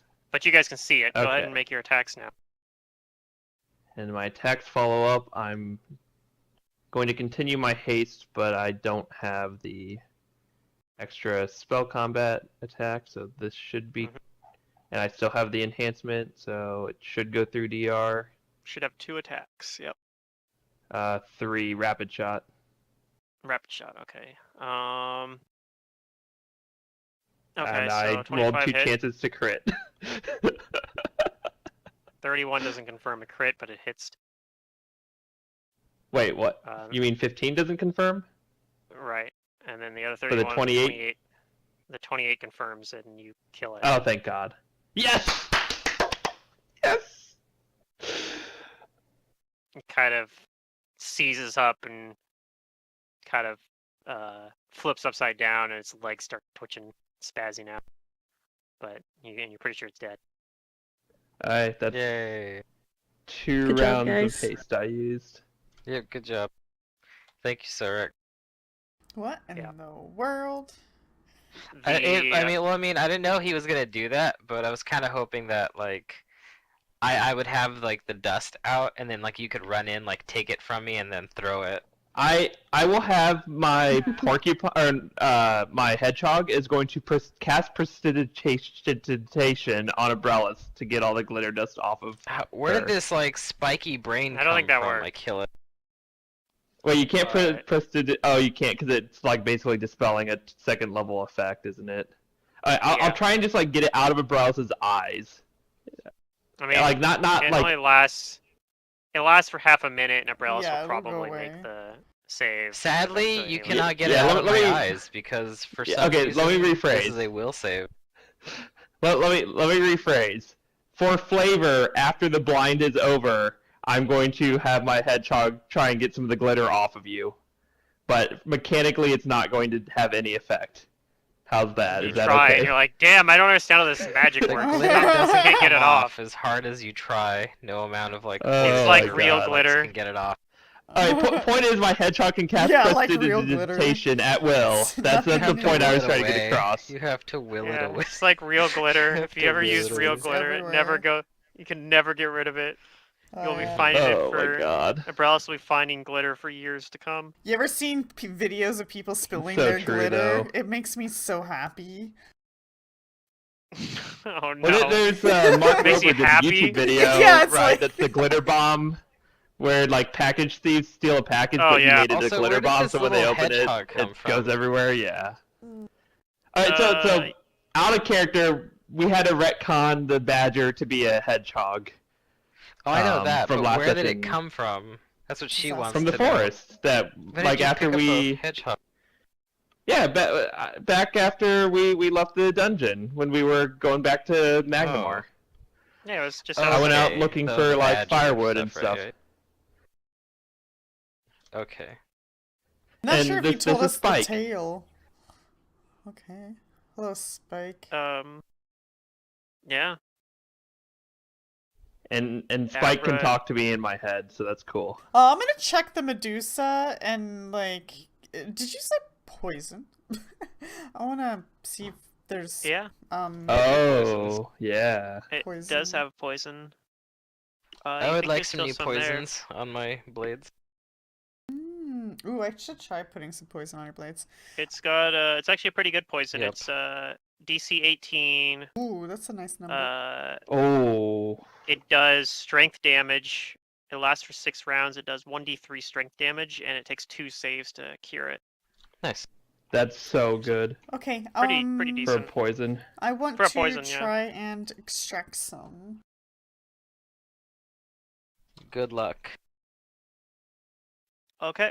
I don't actually know how the poison extraction rules work, so I don't know if that worked, but Oh, Probably. it probably works, but yeah, I'll pull that info up so I can tell you. yeah, the merchant guy over here is like, cowering, like, "Ooh, what was that?" Vodik makes his way up here too as well, and Abra goes back and talks to him, and he looks back to you guys, says like, good work. I need to get you guys out of here. Vodik's got to go warn the group following us. They need to about what's up here. We're gonna need to double back here. I'm gonna have to double back up here and get this resealed. So I'm assuming that this doesn't happen every time you come through here. Not every time, no, but this isn't too out of the ordinary. Weird stuff tends to. I mean, there's a reason that So you've seen these we things guard before. people through here. Whatever the dead creature's You CR indicating was. that you mean that monster over there, the Yeah, brain thing? both of these things. Does Yeah. everything have a brain with 4 legs down here? No, that's pretty uncommon, but I've never seen one of those before, but I have seen one of them indicating the Medusa. But I've heard about the brain things, the intellect devourers. That looks like that Medusa had died a while ago and the body was starting to fall apart. It probably was looking to try to get a new one. If it had managed to take one of someone in this party here, like one of us, it might have tried to use us as a new host body. Yeah.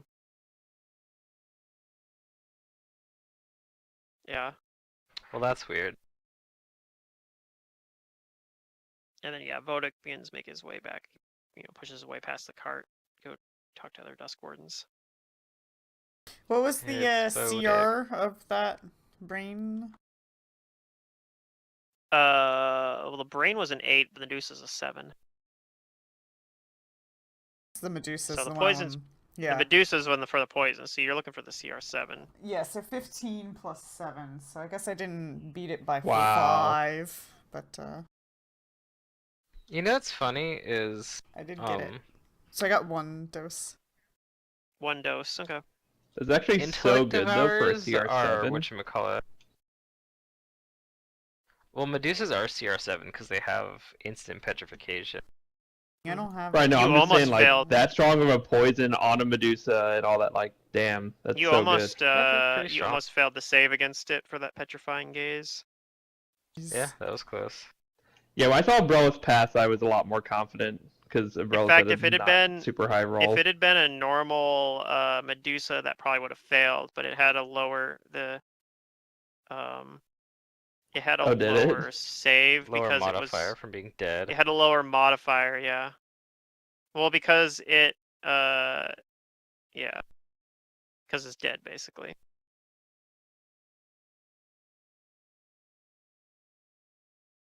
But, yeah. Cool. Yeah. And so intellect devourers are weird when you look at them from Pathfinder and D&D. Like their CRs are so different. Oh yeah. Are Yeah, they in a lot lower in D&D or higher? they're like a CR1 or something so in they're D&D. super low. That's funny. Yeah, in They're Pathfinder super they're pretty low. nasty. And very like they only have like 5 hit points or something in D&D. But here's the weird thing is I'm a lot more scared of the D&D CR1 intellect devourers than the Pathfinder one. Do they have an easier time taking over hosts or something? They are a CR1 creature that has an instant kill ability. Hmm. If They they're within basically do 5 here. feet of a target, they can force an intelligence save, and if you fail, they jump into your skull and destroy your brain. Mm-hmm. So yeah, on this one they basically have to perform a coup de grace action against a helpless. Yeah, already which dead I mean target. that's way harder to do than just getting within like 5 feet of something. And even then, you have to either have to die the fortitude save from, which is you're probably gonna happen because it does 8. It has like a weird thing. It does it for some reason they give it like all 4 of its attacks on the coup de grace instead of just 1. But so it gets to do 8d4 plus 3d6 plus 8.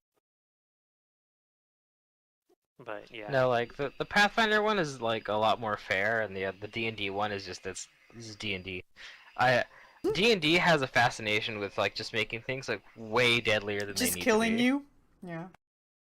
Yeah. Oh, there's so many more like insta die mechanics in D&D. All right. So Abra says we should move on. Does anybody have anything else they want to do before we move on though? Nah. They didn't have any like items. I assume the Medusa. I mean, the brain didn't. Maybe. But Medusa I'll might, though. detect magic on the Medusa and check the body for any loot. She does have some magic on her. Hey. You find a single stone, like the salve that acts as flesh to or a stone to flesh. Oh, She uses hey. that. Nice. Really? So, It had the cure with it. Why would it Mm. carry the cure? I guess maybe if it turned something in stone it didn't mean to. Maybe it was a good Yeah. Medusa. That could make sense. No. So keep in mind what this intellective hour's goals probably have were. one of those It also. was it had a decaying body of a Medusa. It can't take over a body that's turned to stone. Oh, okay, that makes sense, I Oh, guess. that makes sense. Otherwise, it just has some mundane gear. It has a mundane dagger, mundane longbow, some arrows. This intellect devour was not. It was not playing the optimal. I'll replenish some arrows. body. I mean, I kind of just assume I'm always replenishing arrows with It how wasn't in the many I optimal fire. body, yeah. I was hoping to get a better body. It was a very janky intellect devour.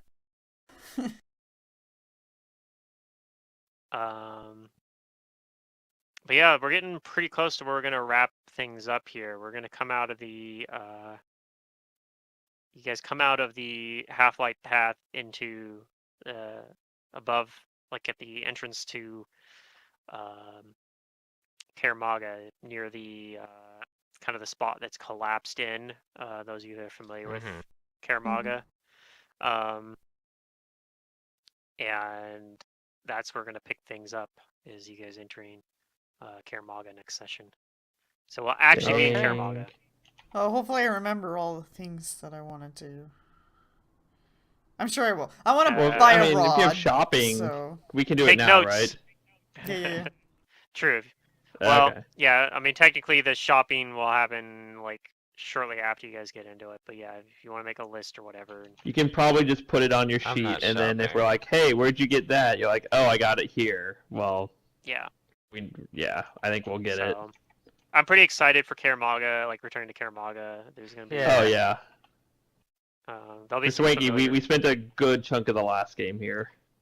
Yeah, I mean, I'm sure some of you guys recognize one of the characters you guys Yeah. encountered already, so he didn't really do much. But... Yeah, the Spriggan.